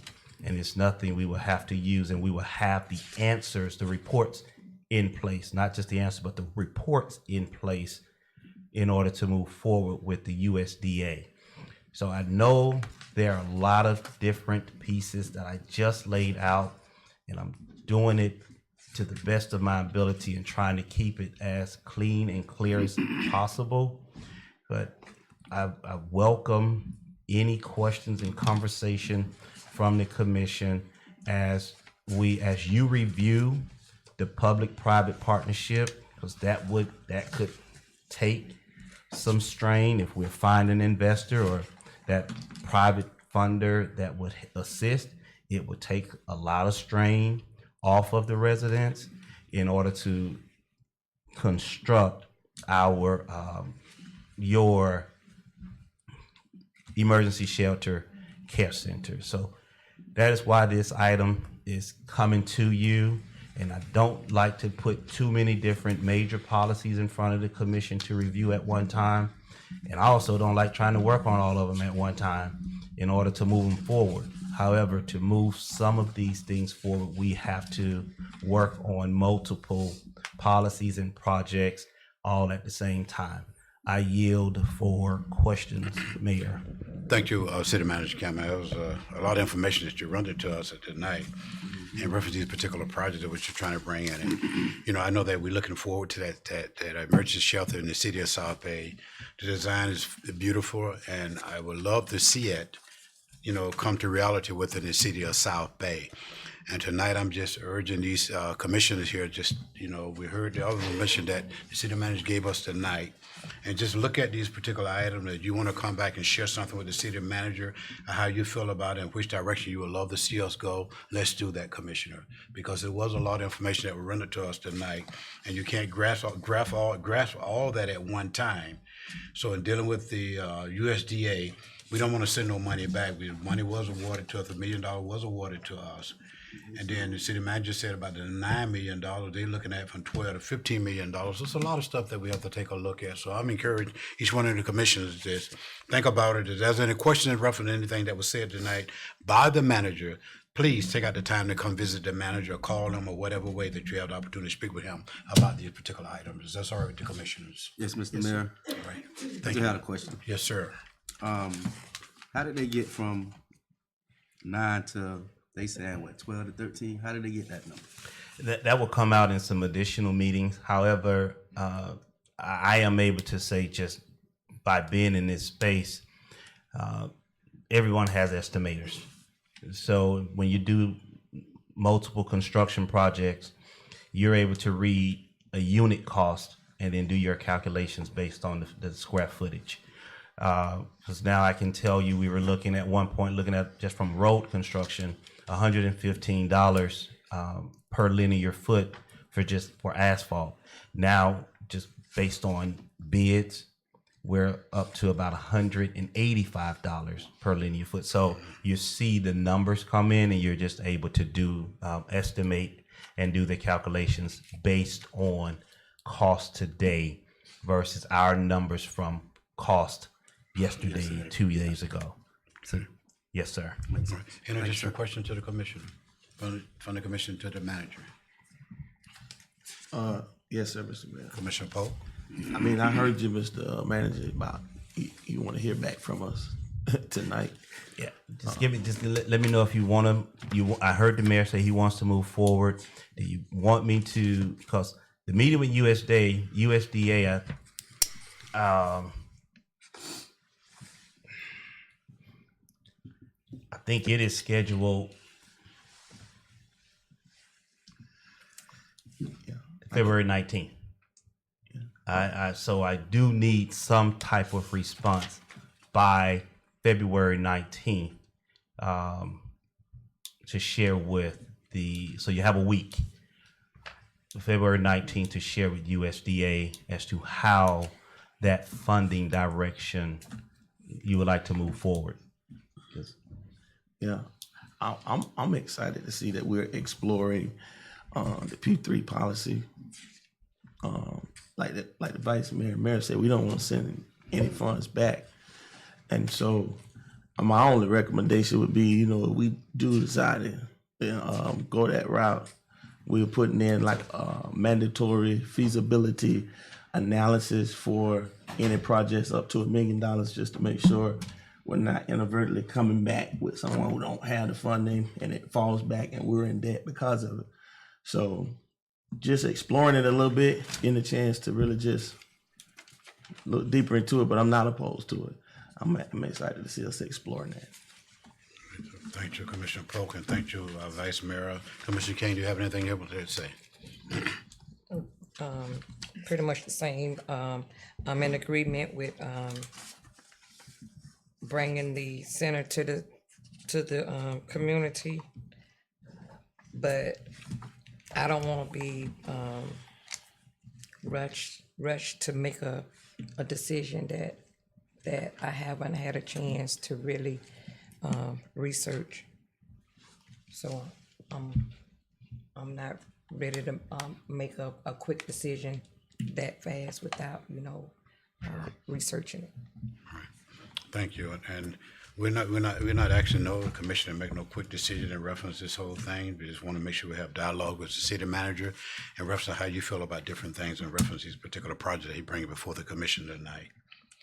Thank you, Commissioner. City Manager Campbell, that concludes your report, sir. No, sir.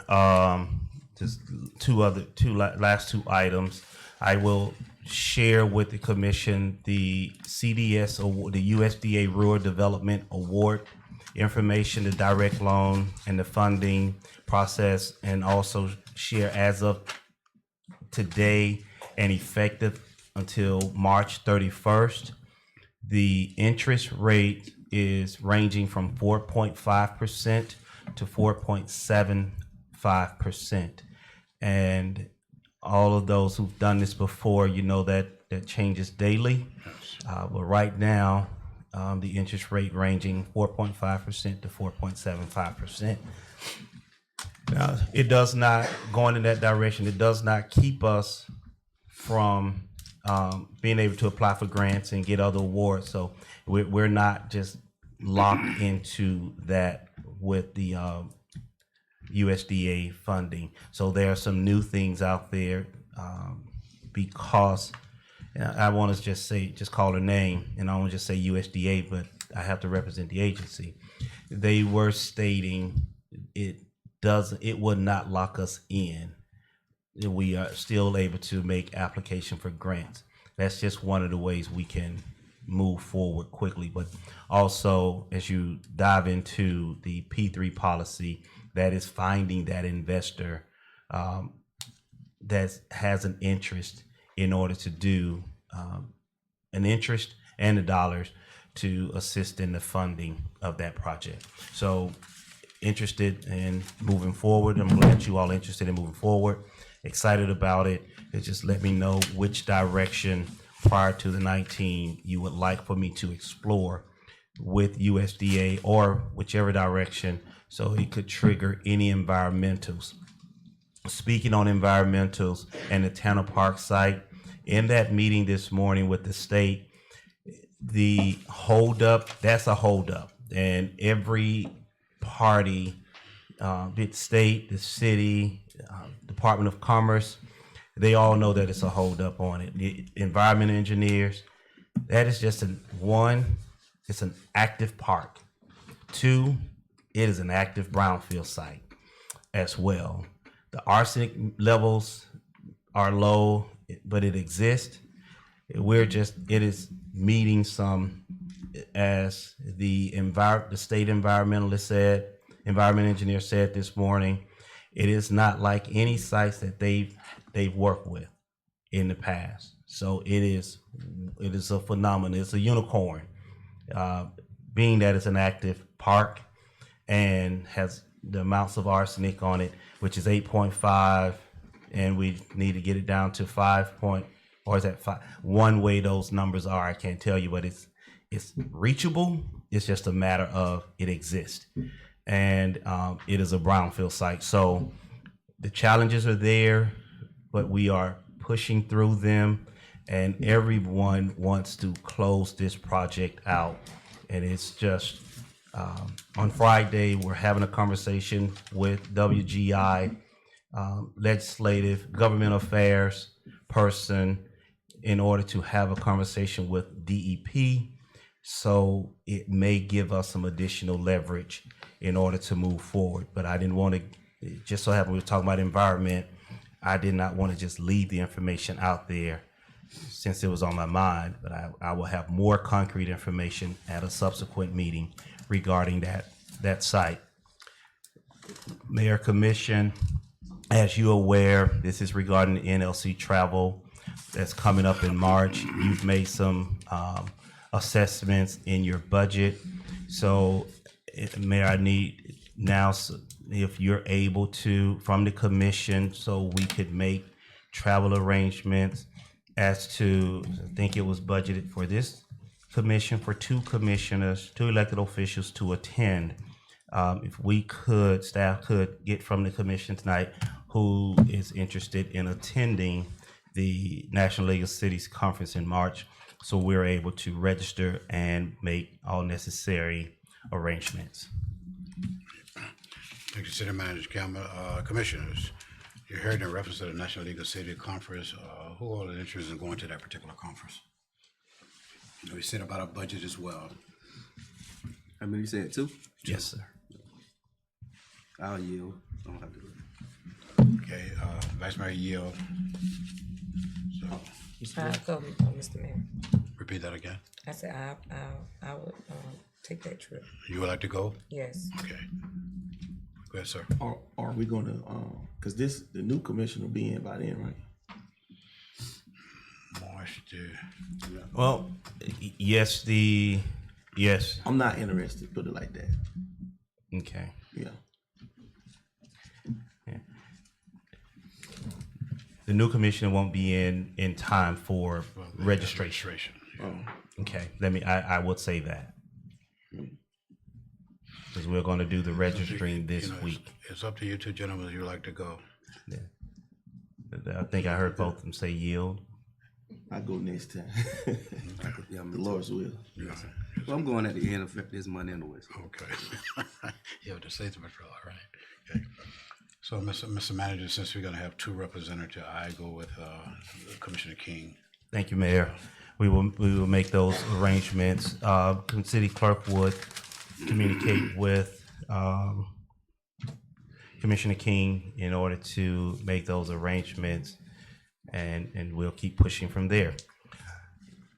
So, Mayor Commission, last item. I know I've been talking a lot, but I'm done after this one. As directed by the commission.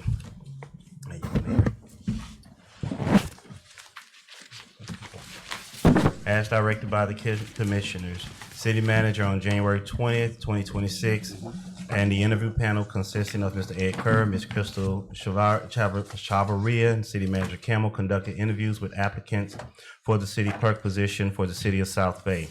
Following the review of the submitted applications and the completion of the initial interview and evaluation process, it is the recommendation of the city manager and the following three candidates advanced to the public interview phase before the city commission: Olivia Mejia, Jessica Figueroa, and Antion Bradley. These candidates have demonstrated the qualifications, relevant experience, and competencies that align with the requirements of the position in accordance with the city charter. The appointment of the city clerk is the responsibility of the city commission. Proceeding with public interviews will provide the city commission with the opportunity to further assess each candidate's professional background, leadership approach, and overall suitability prior to making a final appointment. To further assist the city commission in its preparation for the public interview process, staff is submitting 5 proposed interview questions along with 2 proposed interview dates, which would be Tuesday, February 17th, 2026 at 6 p.m. and Tuesday, March 3rd, 2026 at 6 p.m. The proposed questions and dates are provided for the city's commission's review and consideration and may be modified at the commission's discretion. So what you would have in your packet, Mayor Commission, are the public interview questions. There are 5 questions there. You have the scoring sheet overview is provided to the commission as well, and the interview score sheet for the city clerk's position for your review and consideration as you move forward. However, the candidates are awaiting a public interview date. The manager has provided you that time period, those proposed dates, but if there's any changes this commission would like to see to that, staff would make all necessary adjustments and notify the candidates based upon your discussion here tonight, Mayor Commission. Thank you, Mr. City Manager. I do appreciate that, sir, and thank you for this package there. Run it to each one of the commissioners. Commissioner, I think that the city manager have proposed 2 dates in here: February the 17th at 2026 at 6 p.m. and March the 3rd, 2026 at 6 p.m. So what is your preference in reference to those dates? Mr. Mayor, if I may, this missive was drafted before the commission made the determination to bring back the minor home repair program at your February 17th meeting. Just consider that, and that date may need to change, but definitely I did want to share this missive was drafted before that workshop was, that resolution was rescheduled for the February 17th workshop. Is it possible we can do it March the 3rd? Is that all right with you all? Yes, That's fine. Okay.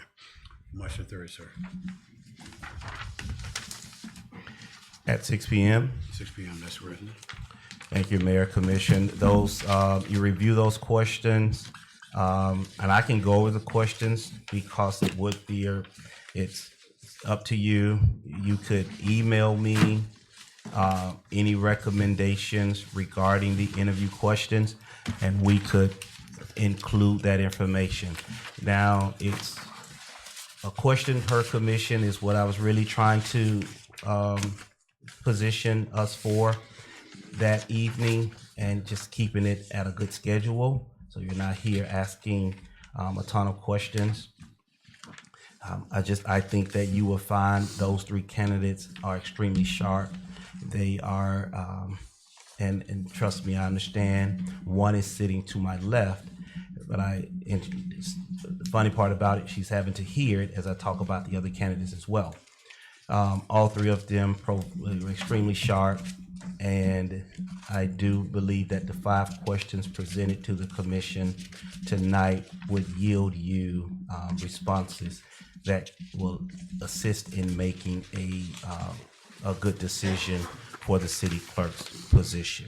But if you do want to make any modifications, by all means, you have up until that night to make those modifications for the city clerk's position. So, Mayor Commission, that completes the manager's report, I think and believe. Mr. Manager, Yes. is it gonna be is it gonna be like a points where we can mark for like the 1 out of 5, or like how are we gonna score the interviewing process? You know, I do apologize, Vice Mayor. I did prepare a rubric. The rubric is not in here. So yes, it is a point system. There's a score, the scoring system, the scoring instructions are provided 1 to 5 for each of the questions in order for you to make that, to support you. Okay. All right, thank you, Vice Mayor. Thank you, City Manager Campbell. Any additional questions from this commission for the city manager report? Yes. Commissioner Polk. Yes, thank you for your report, Mr. Manager. I just want to see if we could get an update on where we are with, I'll just say 11.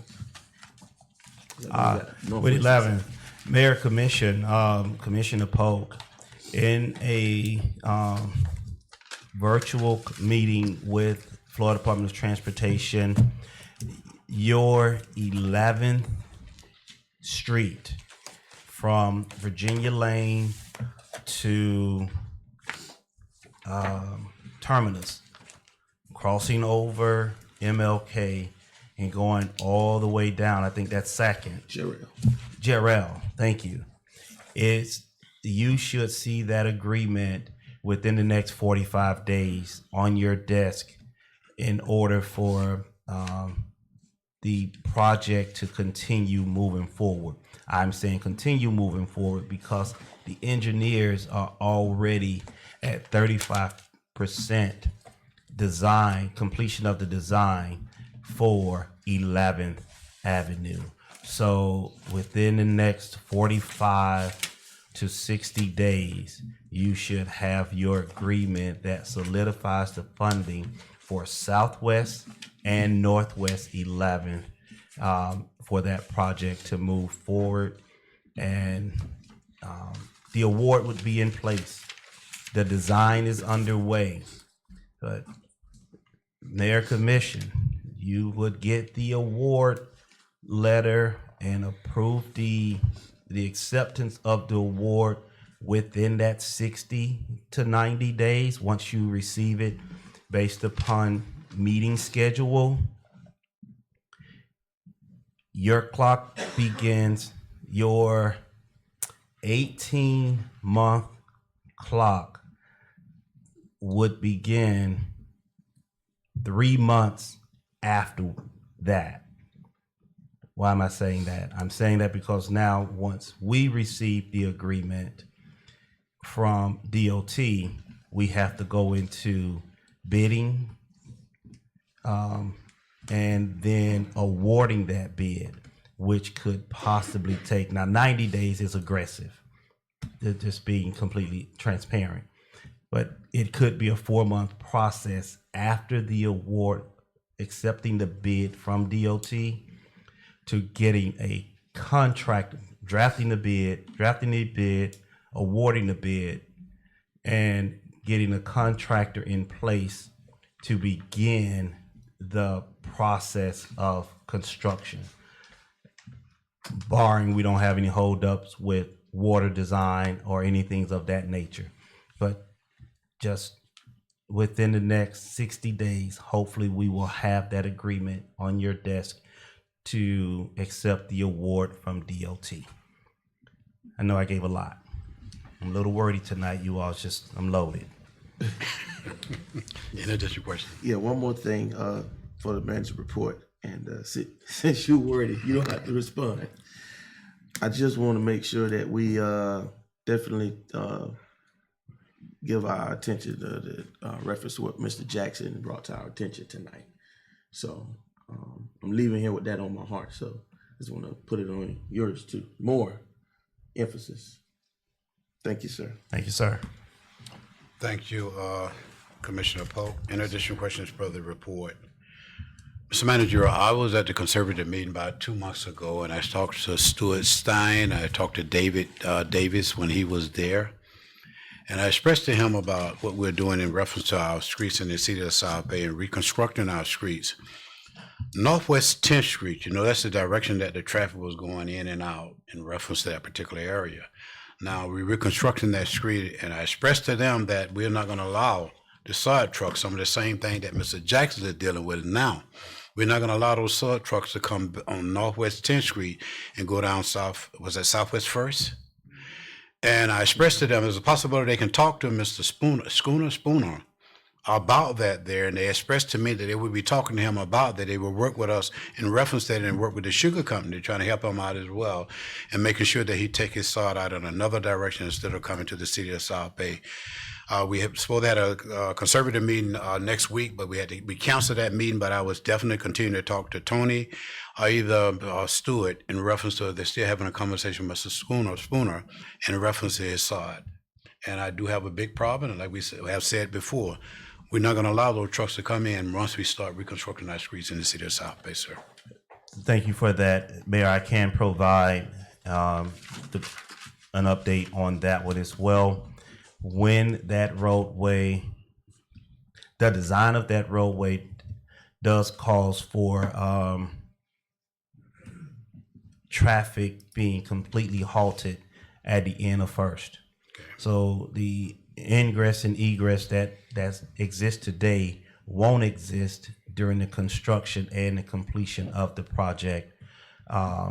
So that's one avenue we are already taking through the design. Great, thank you. Mr. Poole is in conversations. He's having conversations with the sugar company, with those property owners, so we could develop a different access point prior to that. Because I did share with the commission, we want to be good neighbors. So I've already shared with Mr. Poole what's going to happen with that design. So he's having the conversations so he can have access to his site in the opposite direction. All right, thank you, sir, and I do appreciate that, sir. All right, city attorney's report. No report. Oh. All right, thank you. Future agenda items? Here none. Before I move to the commissioner commissioner comment for the good of the order, Mr. Mayor, before you move with Sergeant Ortiz, I do need to go back to the Southwest Second statement.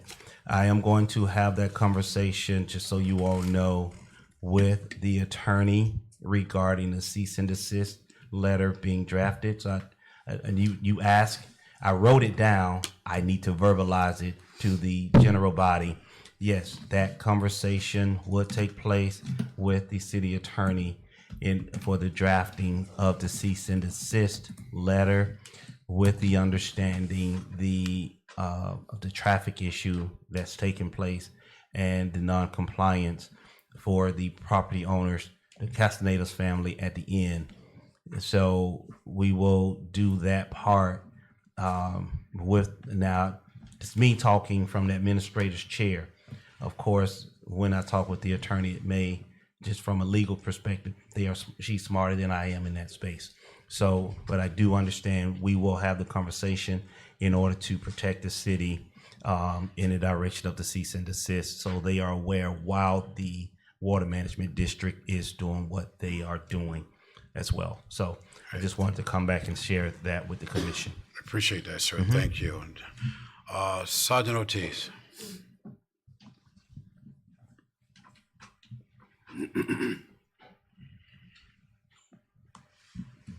evening, Mr. Mayor. Mr. Good evening. Manager, Commissioners, and public. We will continue enforcement on Southeast Second. We have been doing that for the last several weeks.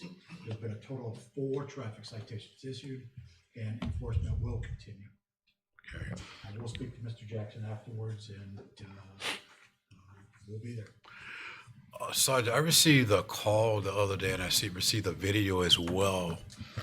And on Southwest 4th Street, they stated to me that someone is going around pulling on car doors. They stated to me, they sent me the video of some, one of those cameras on their doors. They sent me the video there, and they saying that this is constantly because what this person is doing now, he pull on the cars and go knocking on doors as well to see whether anyone is home or not. And I expressed to them, don't go answer the doors. You don't know who knocking on your door there. But I will address that with you, and maybe you can, have the deputies patrol that area a little bit more. And they say around about between 9 and 10 o'clock, either later, that's when they're doing this. And when the vast majority of people is gone to bed, they're going around to their car doors, and then plus knocking on their doors at their homes. But I'll get with you after the meeting, get the exact address. Okay. But as I tell the citizens, you've got to lock your car doors, lock the door to your house. Always, because that's just a crime of opportunity. People will just come and try to see if the doors are open. If they are, easy peasy, they go in and take whatever you have there. You should always keep that in mind. We will have extra patrol in there. I'll get with you and get the exact address. Thank you. And what he's saying about that, you notice a marquee just before you get to the bridge as you come into the city of South Bay. It's flashing out there by locking your doors on your cars, please. And one additional thing, we're all tired here, but one additional thing, if you see anything, call 911. Don't feel bad, don't feel like you're bothering somebody. That's what we're here for. That's what the deputies are here for. That's why you pay taxes. That's what the city pays, sheriff's office to be here, provide that service. Call 911, day or night, 24/7. Thank you. The chief, she had to leave, sir? She did. All right, and thank you, sir. Thank you, Sergeant. I do appreciate it, sir. Commissioner comment for the good order. Commissioner King. Thank you, Mr. Mayor. Just wanted to share with our residents. I attended Tallahassee with the mayor to advocate on the behalf of the residents.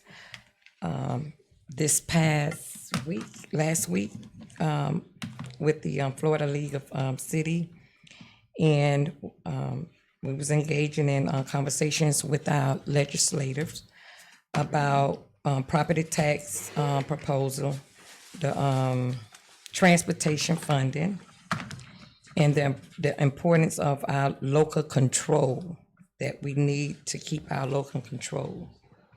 So it was a trip that another experience that I had endured.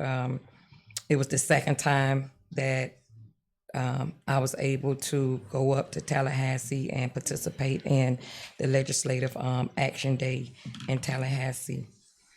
And with those conversations that we had with our legislators about the property tax and other bills, I'm also engaged in a weekly call with the Florida League of City, where we get updates every Monday on the legislation session. So just as they keep me or whoever else on that call updated, I will be sharing with our residents on the updates that are going on in Tallahassee. And I want to take this time out and thank everybody that's taking part in your local government. And I just want to let you know that I am going to remain committed to transparent, accountable leadership that will move this community forward in the best interest of our people that we serve. So tonight, thank you again for coming out, supporting your local government, and stay warm. Have a rest of enjoyment week, and stay warm. And until next meeting, I'll see you. Good night. All right. Thank you, Commissioner King. Commissioner Pope. Certainly, Mr. Mayor, time is far spent, so I won't elucidate, but I love each and every one of you all. May you have a blessed night. I think we had a constructive meeting tonight, so thank you all. Thank my colleagues. All right, thank you, Commissioner Pope. Vice Mayor McKelvin. Yes, thank you all for coming out and participating in your local government. May God continue to bless you and your families. Please keep my family in your prayers as well. I lost one of my first cousins last night in Tampa. So please keep us in your prayers. Also, my mom, we had to rush her to the hospital this evening. Thank God she's back home now. Amen. So please just keep us in your prayers. Have a good night. Thank you, Vice Mayor. I did know what the commissioner have said tonight. Thank you for being a part of what we discuss each and every month in reference to the commissioners here. And let's go back to something that Commissioner King stated about property taxes. You know, you have a lot of people talking about, yes, property taxes goes away. It's fantastic. I don't have to worry about paying property taxes. I don't have to worry about that. But when you stop paying property tax, it's good for you. But when it comes down to your city, that's where your problem starts at, within your cities. All the things that is taking place, all the programs that's taking place, you know, different things that's taking place in your city there, when that tax is not being paid, we lose those revenues. So we can't do the things that we're doing at this present time. So if you get a chance to go on the Florida Legal City website and then just look at that when they're talking about property taxes and find out what they really mean when they start talking about property taxes and find out what the effect it will have on your city if property taxes go away. So I'm saying that because that's something that really just talked about at this present time at Florida Legal Cities. So if you have a chance, please, and then that you'll be able to educate your residents as well. I had a young lady come into the office last week. She didn't know anything about property taxes. She said, Mayor, it's great, because I want to build a home in the city of South Bay. I don't have to pay property taxes. I looked at her, I said, do you really know what effect that will have on your property taxes goes away? And I started educating her a little bit, and I told her, I gave her a handout in reference to Florida Legal City, read this, go on the website, talk to your friends about it, and see the effect that it will have on your city if that property tax goes away. So it's something for us to focus on. But tonight, I just want to say thank you all for having listened ears of what was said tonight. And let's continue to focus on our babies. Let's continue to do that there. And the reason I said that continue to focus on our baby, during the time when the fair was here in Palm Beach County, and Vice Mayor Son, when he stood there and received that scholarship and others received that scholarship, it made me feel real good. 50 Farmers of America. And when you got young people that are doing these type of things, I know baby girl, she's involved in different stuff at Glaze Day School as well. She's done a fantastic job. And, you know, she looked real good when I see her on Facebook and what the thing that she's doing that to be so young. But let's stay active in our kids' lives to continue to tell them that you love them, you care about them. Because the world has a lot of things to offer them. And the world has some positive things and negative things to offer them as well. But we keep trusting in God. We put our kids in God's hand, and He'll make a way for our kids. And let's continue to pray for each other. May God bless you and may God keep you. As you depart this city hall tonight, don't forget to lock your doors at your home. Protect your home. Protect your families. Because without families, we're nothing. When we show that love among our family members, or show the love among each other in this particular chamber, it makes a huge difference. And when people start sharing things about what is taking place in the city, don't get mad about it. Listen to what they're saying. Because due to the fact they're very serious about what they're talking about. Mr. Jackson, thank you for that night. I appreciate that. Because I stopped in front of your home, parked the car and walked out there and told them, you can't do this, can't do that. And think about it, when Marcus sent a letter to the city manager saying that he's going to stop the trucks from coming in there. But he lied to him. Because trucks are still coming in because you see it. I want to thank you for bringing before the commission tonight. Vice Mayor, thank you for being here tonight, sir. I know you have your home here in houses in the city of South Bay as well, but thank you for being at our meetings, sir. City of Belgrade, you've done a fantastic job. I want to thank you. For each and every one of the residents here, staff, thank you for being here tonight. May God continue to bless you as well. At this present time, I entertain a motion to adjourn. So move. Meeting is adjourned.